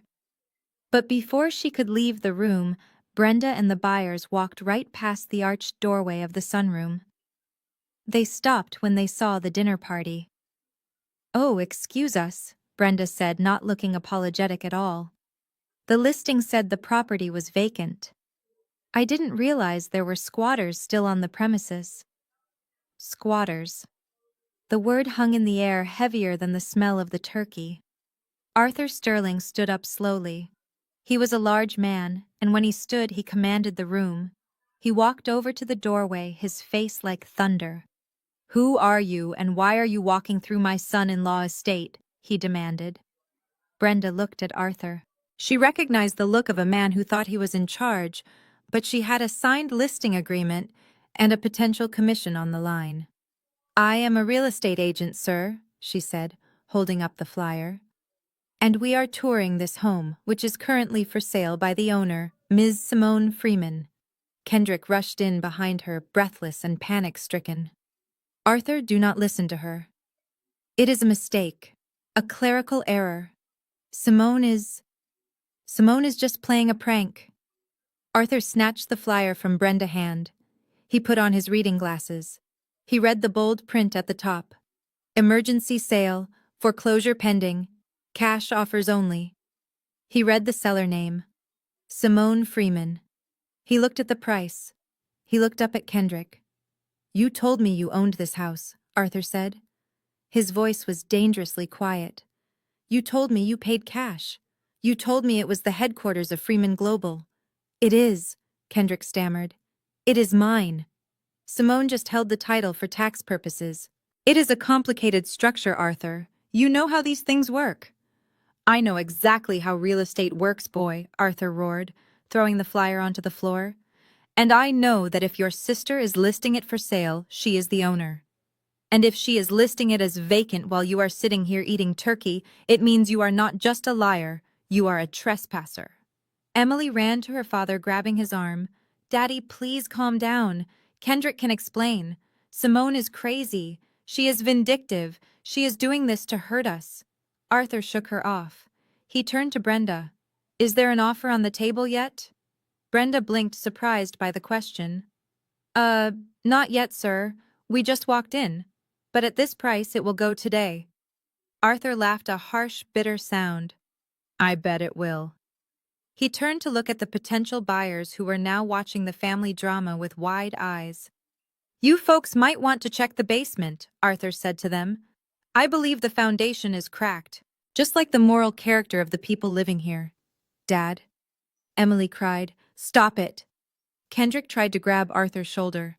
"Arthur, please let us go to the study and talk man to man. I can show you the paperwork." "Do not touch me," Arthur snapped, backing away as if Kendrick was contagious. "You wanted $2 million from me. You wanted me to invest in your logistics company, and you cannot even keep the lights on in a house you do not own." The generator outside sputtered and died. The fuel had run out. The last bit of light in the hallway faded, plunging the foyer into gray shadows. "Perfect," Arthur said, adjusting his coat. "Absolutely perfect." Brenda cleared her throat. "If this is a bad time, we can come back in an hour. But my clients really need to measure the master bedroom." "Get out!" Kendrick screamed at her, losing all control. "Everyone, get out!" Arthur turned to his wife, Martha. "Get your coat, Martha. We are leaving." "But Daddy, we have not even had the turkey!" Emily wailed, tears streaming down her face. "I have lost my appetite," Arthur said, walking toward the door. "And I suspect you will be losing your home very shortly. I suggest you start packing instead of eating." The buyers looked at each other and shrugged. They walked past Kendrick, ignoring his rage, and started following Brenda up the stairs to inspect the second floor. They viewed Kendrick not as the owner, but as a nuisance obstacle in their path to a bargain. Kendrick stood in the hallway, trapped between his furious father-in-law walking out the front door and a group of strangers walking up his stairs to measure his bedroom. He looked at Emily, who was sobbing into her napkin. He looked at his mother, Joyce, who was staring at her plate, refusing to look up. And somewhere in the city, high above the chaos, I watched the feed on my phone and took a sip of tea. The house was officially on the market, but the real show was just getting started. I checked the time. My lawyer was scheduled to arrive in exactly 10 minutes with the eviction notice. The appetizers were done. It was time for the main course. The sound of air brakes hissing outside the front door was the only thing loud enough to break the suffocating tension in the dining room. It was a heavy, industrial sound followed by the beep of a large vehicle reversing. Through the bay windows, which were currently framing a gloomy twilight, the guests watched as a massive white box truck with the words, Atlanta Premier Relocation Services, emblazoned on the side, backed right up to the front porch, blocking the view of the manicured lawn. Behind the truck, a matte black Range Rover pulled up and parked with precision. The driver door opened and I stepped out. I was not wearing the humble attire my family preferred to see me in. I was wearing a white bespoke suit tailored to within an inch of its life, paired with 6-inch stilettos that were sharp enough to be considered weapons. My hair was pulled back in a severe bun, and my face was set in a mask of absolute calm. I walked up the front steps, my attorney David flanking me like a silent bodyguard. The front door was still open from where Kendrick had failed to chase away the real estate agent. I walked into the foyer, and the sound of my heels clicking on the marble floor echoed like gunshots in a canyon. The scene before me was pathetic. The house was dark, save for the few candles Emily had lit, which now cast long dancing shadows that made everyone look skeletal. The air smelled of cold turkey and diesel fumes. Emily was the first to react. She jumped up from the table, knocking her chair over. Her face was a mask of panic and smeared mascara. "What are you doing here?" she shrieked, pointing a shaking finger at me. "You have some nerves showing up after you cut the power. Get that truck out of my driveway. My parents are here." I did not stop walking. I did not raise my voice. I barely even glanced at her. I walked straight past her into the sunroom where the rest of the party was frozen in various states of shock. "I know they are here," I said, my voice smooth and carrying effortlessly through the room. I waited until everyone was assembled. It saves me the trouble of repeating myself. I stopped at the head of the table, standing directly behind the empty chair where Kendrick had been sitting before he ran to the door. I looked at Arthur and Martha Sterling. They were huddled in their coats, looking miserable and confused. "Good afternoon, Mr. and Mrs. Sterling. I apologize for the temperature. I am Simone Freeman. I am the owner of this house, and I am afraid you have been invited to a dinner party that does not exist." Kendrick rushed back into the room. He looked wild. His tie was crooked and sweat was beading on his forehead despite the cold. "Do not listen to her," he shouted, waving his hands desperately. "She is crazy, Arthur. She is just bitter because she was not invited. She is trying to ruin my reputation." He tried to grab my arm to pull me away from the table. My attorney David stepped forward, blocking him with a subtle but firm shift of his body. "Touch her, and you will spend tonight in a cell," David said quietly. "And this time there will be no bail money." Kendrick froze. The mention of bail money made his eyes dart to Arthur Sterling, who was watching the scene with the cold calculation of a man who was beginning to see the cracks in the facade. Arthur stood up slowly. He looked at Kendrick, then he looked at me. He saw the suit. He saw the lawyer. He saw the confidence that cannot be faked. "You say you are the owner?" Arthur asked, his voice gruff. "Kendrick told me he bought this estate 5 years ago with cash. He told me he holds the deed free and clear." I reached out and took a thick leather-bound folder from David. I placed it on the table right next to the untouched centerpiece. The sound of the heavy folder hitting the wood was final. "He told you a lot of things," I said, opening the folder. "He told you he was a partner in Freeman Holdings. He told you he was a diversified investor. But the truth is much less glamorous." I slid a document across the table toward Arthur. "This is the deed to the property," I explained. "Dated 5 years ago. Sole owner Simone Freeman. Kendrick is listed nowhere. Not even as a tenant." Arthur picked up the paper. He adjusted his glasses. He read the legal text. His face hardened. "But that is just the beginning." I continued, pulling out another stack of papers. "These are the bank statements from the family trust I set up. You see, Mr. Sterling, I gave my parents and brother access to an account that was supposed to be for maintenance and living expenses. I thought I was helping them live comfortably. Instead, Kendrick used it as his personal casino." Emily gasped. "That is a lie. He invests that money. He trades crypto." I looked at Emily with pity. Honey, the only thing he trades is poker chips at the Hard Rock Casino. I pointed to the highlighted lines on the bank statements. Here are the withdrawals, I said. $20,000 at the MGM Grand, $15,000 at a sports betting kiosk, $10,000 just last week, sent to a bookie in Las Vegas. That's seed money he wanted from you today. It wasn't for a logistics company. It was to pay off a loan shark before they broke his legs. Arthur Sterling flipped through the pages. His hands were shaking. He saw the dates. He saw the amounts. He saw the undeniable truth printed in black and white. He looked up at Kendrick. The look in his eyes was not anger. It was disgust. Pure, unadulterated revulsion. "You are a gambler," Arthur whispered. "A degenerate gambler. And you wanted $2 million of my money." Kendrick fell to his knees. "It is not like that, Arthur. I have a system. I was going to win it back. I just needed a little capital to turn the tide. Simone is twisting the numbers." Arthur closed the folder. He didn't slam it.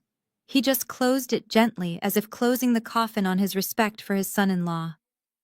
"You lied to me about the house. You lied to me about the business. You brought my wife into a freezing house with stolen electricity. And you tried to con me on Thanksgiving." Arthur turned to me. "Ms. Freeman, I apologize for trespassing. We were led to believe this was our daughter home." "It is not her home," I said coldly.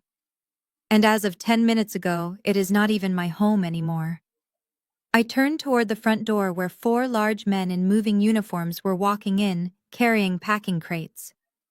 "What is happening?" Emily screamed, clutching her mother's arm. "Who are those men?" "Since the unauthorized tenants have violated the terms of their occupancy, and since the property is under contract for an emergency sale, I have hired a team to assist in the immediate vacating of the premises," I announced. I looked at my watch. "The new owner takes possession on Monday. The house must be empty. Since you all seem to have trouble managing your affairs, I thought I would speed up the process. The movers will pack your personal items into the truck. Anything left behind in 2 hours will be considered trash." My mother. Joyce finally spoke. Her voice was small and trembling. "Simone, you cannot do this. Where will we go? It is Thanksgiving." I looked at the woman who had watched me being humiliated for years and said nothing. I looked at the father who had uninvited me from this very table. "I suggest you go to a hotel, Mom," I said. "But do not use the credit card. I canceled that too." I turned back to the movers. "Start with the dining room," I commanded. "Pack the china. It belongs to me." As the movers began to wrap the plates right off the table while the family sat there in stunned silence, I saw the last shred of Kendrick dignity evaporate. He was not a mogul. He was not a victim. He was just a man watching his life get packed into a cardboard box. And the Sterlings were watching every second of it. The dining room was becoming a hollow shell of its former glory. The movers were efficient, moving around the frozen dinner guests, like sharks swimming through a reef. They wrapped the crystal goblets in brown paper and placed them into boxes with a rhythmic thud that sounded like a gavel coming down in a courtroom. But the loudest sound in the room was the heavy breathing of Arthur Sterling. Arthur stood at the head of the table, holding the deed I had thrown down. His face was a map of disbelief, slowly transforming into a landscape of pure rage. He looked from the legal document to his son-in-law Kendrick, who was currently wiping sweat from his forehead with a napkin that no longer belonged to him. Arthur spoke, and his voice was low and dangerous, vibrating with the authority of a man who had destroyed companies for sport. "Kendrick, look at me." Kendrick looked up, his eyes wide and terrified. "Yes, Arthur. In the proposal you sent to my legal team last week regarding the logistics merger, you listed assets. Specifically, you listed a personal capital injection of $500,000 currently sitting in the corporate account of Freeman Global. And more importantly, you listed this property at 450 Blackland Road as the primary collateral to secure my $2 million investment." Kendrick swallowed hard. The sound was audible in the silent room. "Well, yes, Arthur, that was the structure we discussed. Collateral is standard for a seed round. Arthur held up the deed. The paper shook slightly in his hand. But you do not own the collateral, Kendrick. This document proves that you are not even a minority shareholder in this property. You are a squatter, which means you committed fraud. You attempted to secure a multi-million-dollar loan using an asset that belongs to your sister. It was a misunderstanding. Kendrick squeaked, his voice cracking. I meant to transfer the title. Simone and I had a verbal agreement. She was going to sign it over next week as a gift. I laughed. It was a sharp, cold sound that cut through his lie instantly. I stepped forward, crossing my arms over my white suit. Mr. Sterling. I hate to interrupt this fascinating work of fiction, but I think you should check the corporate status of Freeman Global before you waste any more breath. Kendrick turned to me, his eyes begging for silence, but I was done protecting him. Simone, don't, he whispered. I ignored him and locked eyes with Arthur. My brother likes to play CEO, Mr. Sterling, but a CEO needs capital. The $500,000 he showed you in his business account was not revenue. It was not profit from savvy trading. It was a revocable grant I deposited 6 months ago to help him start a legitimate business. I gave him a chance to build something real. I paused, letting the words sink in. However, the terms of that grant were very specific. It was for business operations only, not for gambling, not for leasing luxury cars, and certainly not for funding a lifestyle he could not afford. I pulled out my phone and tapped the screen, showing Arthur a banking notification. At 9 o'clock this morning, right before I finalized the sale of this house, I exercised the clawback clause in our contract. I withdrew the entire $500,000, plus interest. The corporate account for Freeman Global is currently overdrawn by $300. Kendrick's knees finally gave out. He slumped into his chair, which groaned under the weight of his failure. Arthur looked at his phone. He opened his banking app, or perhaps he was emailing his own lawyers. He tapped the screen a few times, and then his face went pale. It is empty, he whispered. The account is empty. He looked at Kendrick with a mixture of pity and revulsion. You are broke. You have no house. You have no capital. You have no company. You are nothing but a shell game in a cheap suit. Arthur reached into the inside pocket of his cashmere blazer. He pulled out a long rectangular piece of paper. It was a check. A cashier check made out to Freeman Global for $2 million. Kendrick saw the check. His eyes bulged.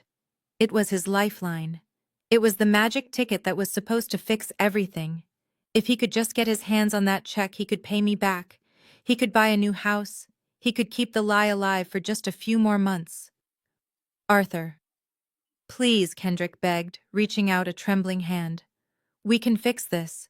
I can explain. The money is just moving between accounts. Do not listen to her.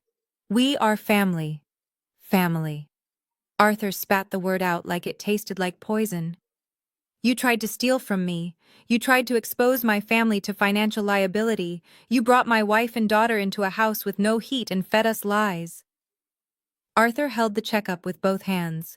The paper was crisp and blue. This was your future, Kendrick. This was the trust I placed in you. With a slow, deliberate motion, Arthur tore the check in half. The sound of the ripping paper was louder than the generator outside.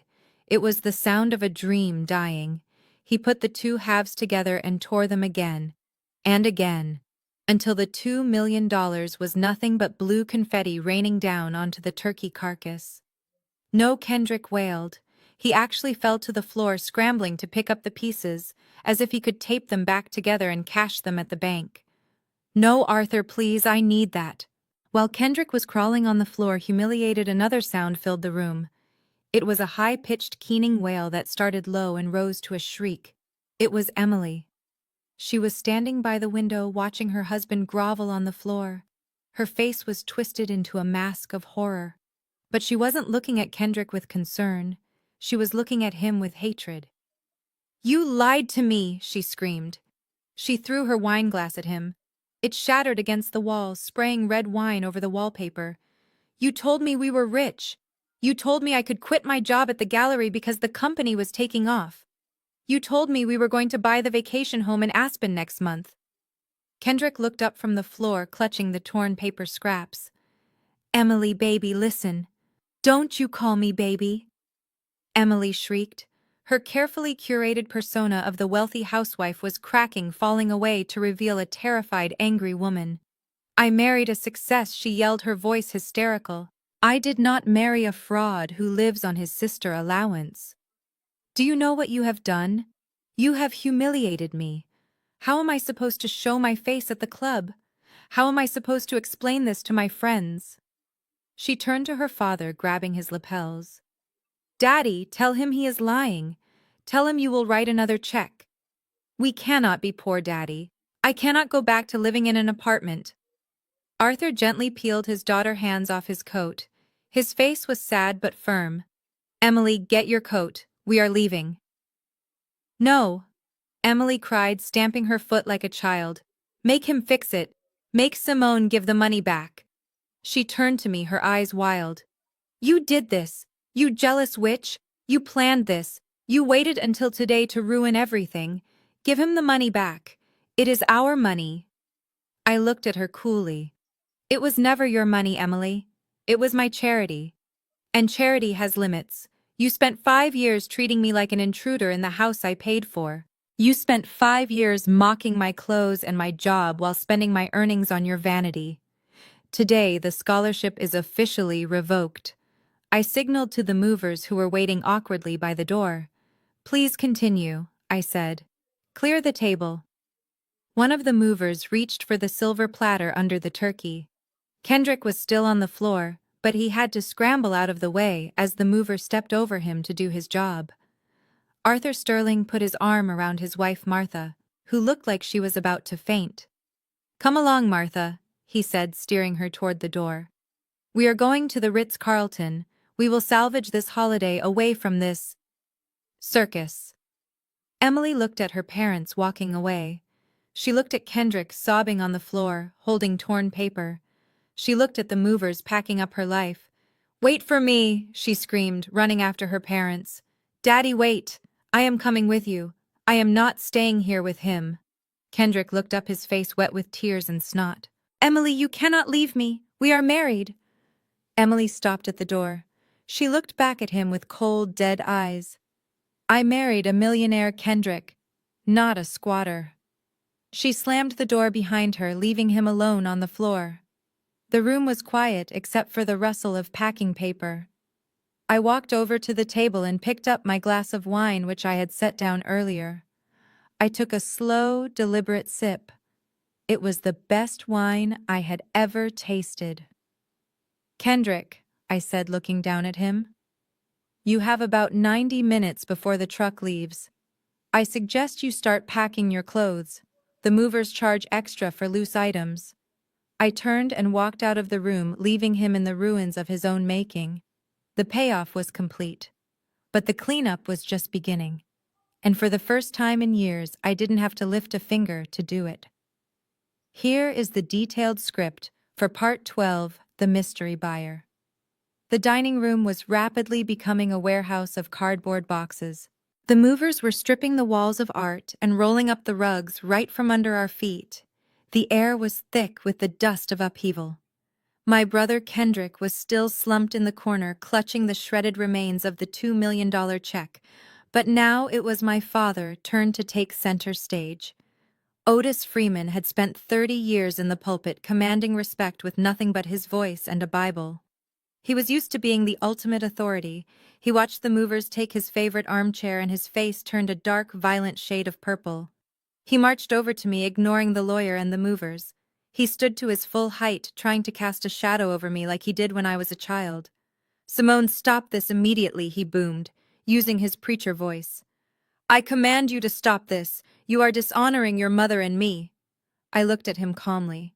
I did not flinch. I was not 6 years old anymore, and his voice held no power over me. I am not dishonoring anyone, Otis, I said, using his first name, which made him recoil as if I had slapped him. I am simply closing a business transaction. You have lived here rent-free for 5 years. You have had ample time to save money. The fact that you are destitute is a failure of your stewardship, not mine. Otis stepped closer, invading my personal space. You cannot sell this house. It is the family home. Where will we go? Your mother is old.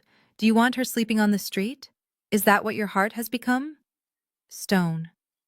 My heart is fine, I replied, taking a step back to avoid his spittle. But my wallet is closed.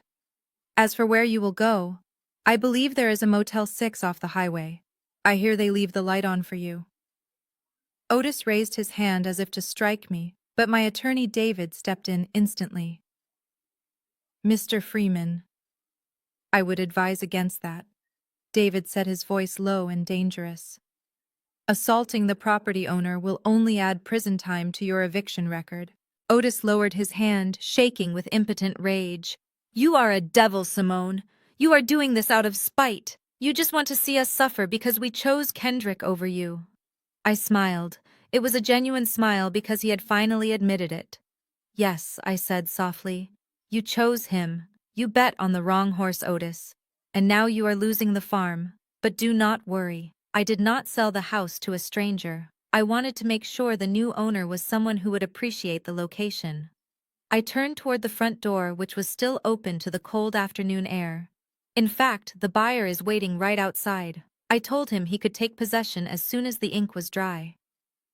A black Maybach pulled up behind the moving truck. It was sleek, aggressive, and far more expensive than Arthur's Sterling Bentley. The driver door opened and a man stepped out. He was tall, with silver hair and a suit that cost more than Kendrick's entire life earnings. He walked up the steps with the swagger of a man who owned half the city. Arthur Sterling, who had been trying to comfort his crying daughter. Emily looked up. His eyes widened. His jaw actually dropped. No? Arthur whispered. No, it cannot be. The man walked into the foyer. He looked around the chaotic scene with amusement. He pulled a cigar from his pocket and smelled it, not bothering to light it. Hello, Arthur, the man said, his voice smooth as velvet. I see you are having a bit of a domestic crisis. Arthur's sterling face turned a sickly shade of gray. Standing in the hallway was Richard Vance. He was Arthur's fiercest competitor in the private equity world. They had been rivals for 20 years. Richard had stolen 3 major deals from Arthur in the last decade, and they hated each other with a passion that is only found in the high-stakes corporate world.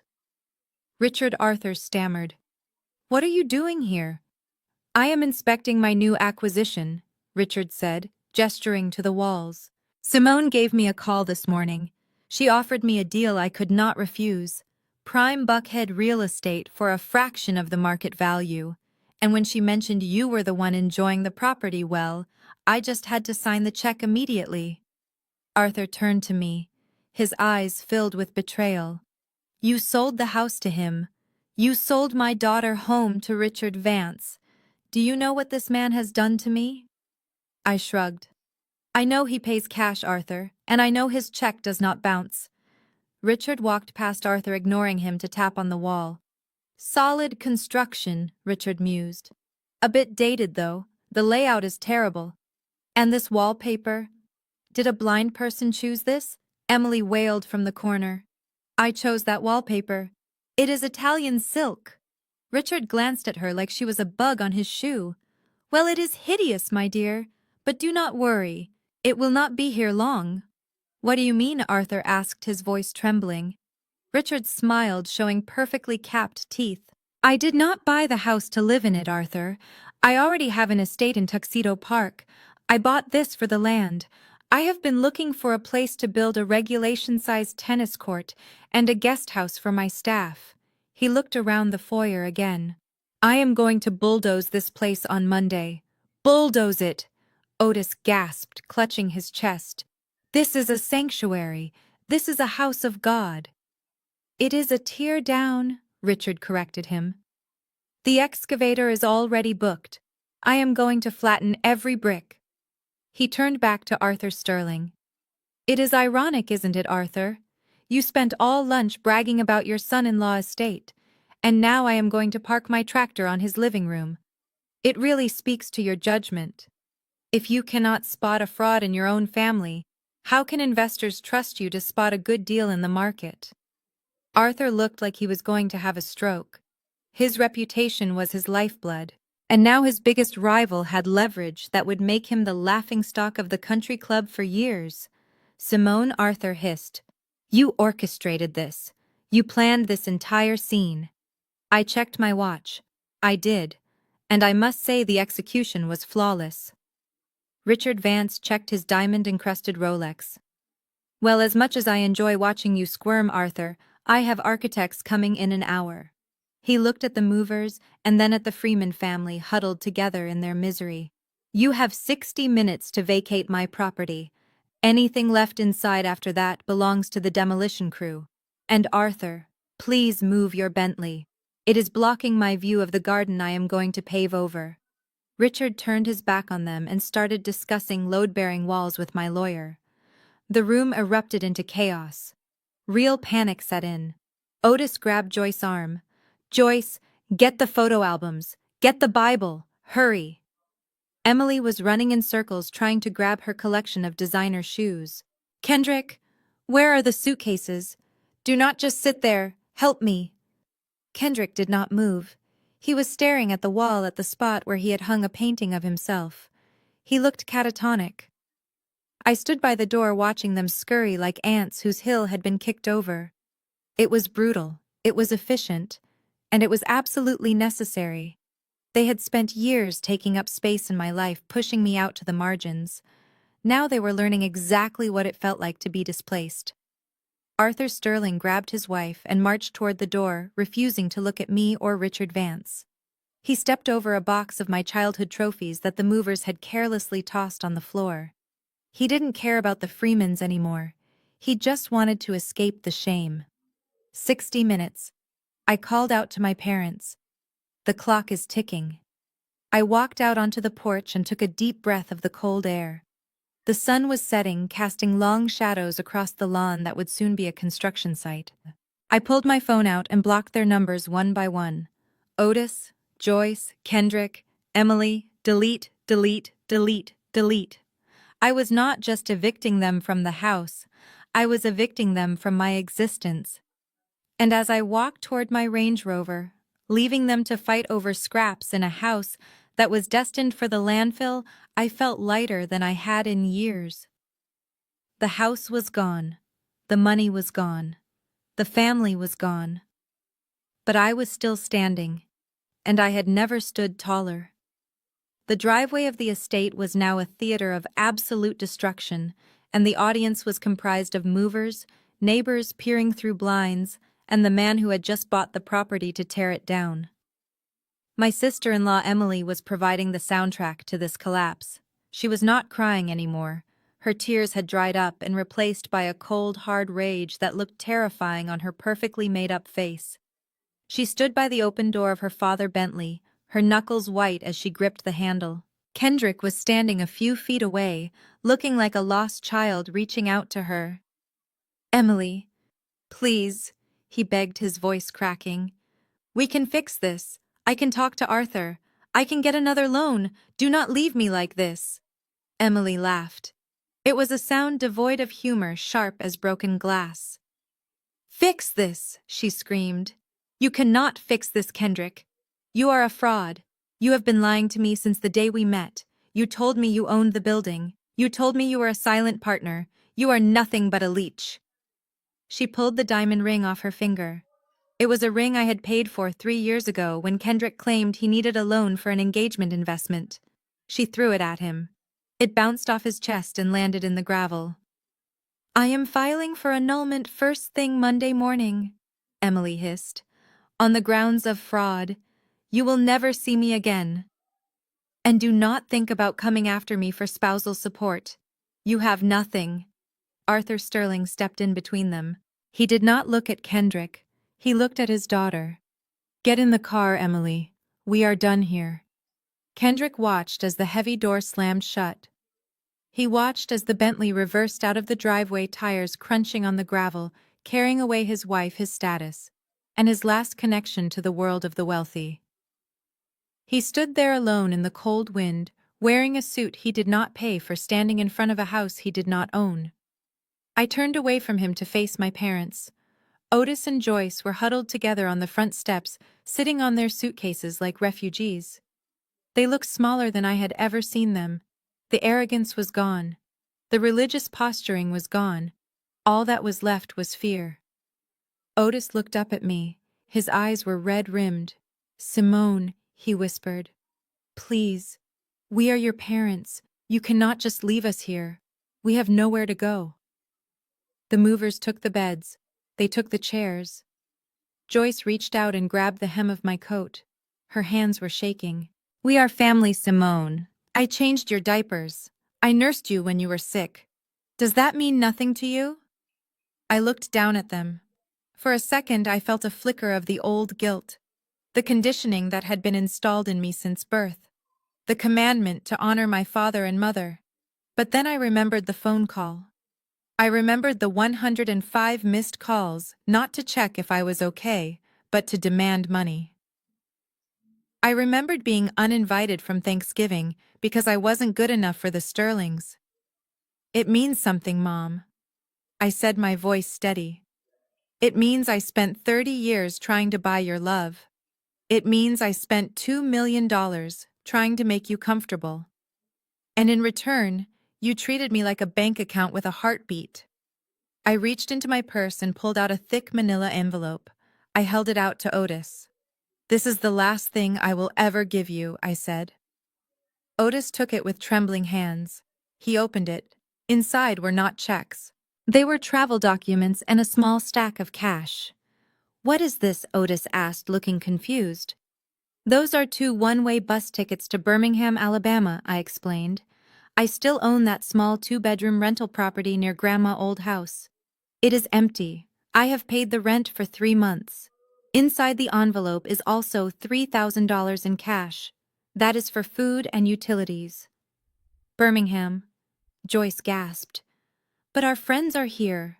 Our church is here. Your reputation here is gone," I said bluntly. "Once the truth gets out about Kendrick and the eviction, you will not want to show your faces at the church anyway. Birmingham is a fresh start. It is a chance to live within your means." "But 3 months?" Otis stammered. "What happens after 3 months?" "Then you figure it out," I said. "You are both able-bodied. You can work. You can live on your Social Security. For the first time in your lives, you are going to have to stand on your own 2 feet." Otis looked at the envelope, then he looked at the mansion behind him. The contrast was too much. He started to weep, not tears of repentance but tears of self-pity. "You are cruel, Simone," he sobbed. "You are a cold, heartless woman. God will punish you for this." I buttoned my coat against the wind. "God has already punished me, Otis. He gave me this family, and now I am setting myself free." I signaled to the movers who were waiting by the truck. "Load their suitcases into the cab. You can drop them off at the bus station on your way to the depot." The movers nodded, lifting the heavy bags. Otis and Joyce stood up slowly. They looked at me one last time, waiting for me to crack. Waiting for me to say it was all a joke and invite them back into the warmth. But I just stood there, silent as a statue. They turned and walked toward the truck, their heads bowed, defeated by the daughter they had underestimated for decades. As the truck engine rumbled to life, Kendrick finally snapped out of his trance. He had watched his wife leave. He had watched his parents surrender. And now he turned his eyes toward me. The look on his face was not sadness. It was pure, unadulterated hatred. He had lost everything and he needed someone to blame. He needed to hurt the person who had taken away his fantasy. "You did this," he screamed. The sound was primal. "You ruined my life." He started running toward me. His hands were curled into fists. He wasn't running like a brother. He was running like an enemy combatant. I did not move. I did not flinch. I didn't have to. Standing near the black Range Rover were the 2 private security officers I had hired along with the off-duty police officer who had been monitoring the eviction. They had been waiting for this. Kendrick lunged at me, swinging his fist, wildly aiming for my face. Before he could get within 3 feet of me, he was intercepted. The security guard tackled him from the side, sending him crashing onto the paved driveway. Kendrick hit the ground hard, grunting in pain, but he kept fighting. He was thrashing and screaming obscenities, trying to crawl toward me. "Let me go!" he yelled. "I am going to kill her! She stole my house!" The police officer stepped forward. He pulled Kendrick's arms behind his back and clicked the handcuffs into place. The sound was metallic and final. Kendrick Freeman, the officer, said, his voice calm and authoritative. "You are under arrest for assault and for violating the restraining order Ms. Freeman filed 3 days ago." Restraining order. Kendrick gasped, his face pressed against the asphalt. "What restraining order?" "The one I filed after you showed up at my penthouse and threatened me," I said, looking down at him. "I knew you would not be able to control yourself, Kendrick. You never could." The officer hauled Kendrick to his feet. His expensive suit was torn at the shoulder. His face was scraped and bleeding. He looked at me, and for the first time I saw fear in his eyes. Real fear. He wasn't going to a country club. He was going to a holding cell. And with a restraining order violation on his record, his chances of getting a bail bond were 0. "Take him away," I said, turning my back on him. I walked toward my car as the officer shoved Kendrick into the back of the patrol unit. I heard the door slam shut, muffling his screams.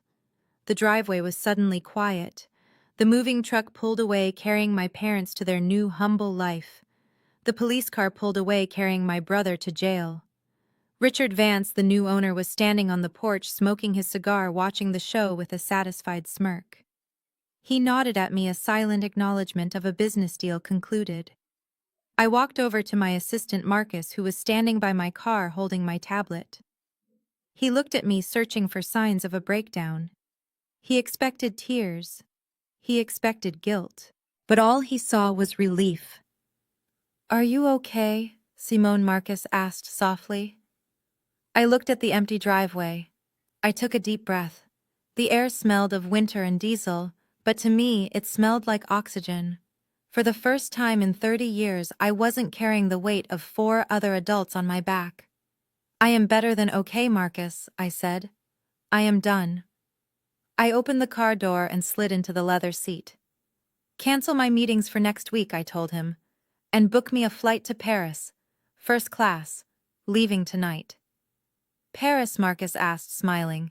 "Why Paris?" "Because I want to eat Thanksgiving dinner in a city where no one knows the name Freeman," I said. "And I want to do it alone."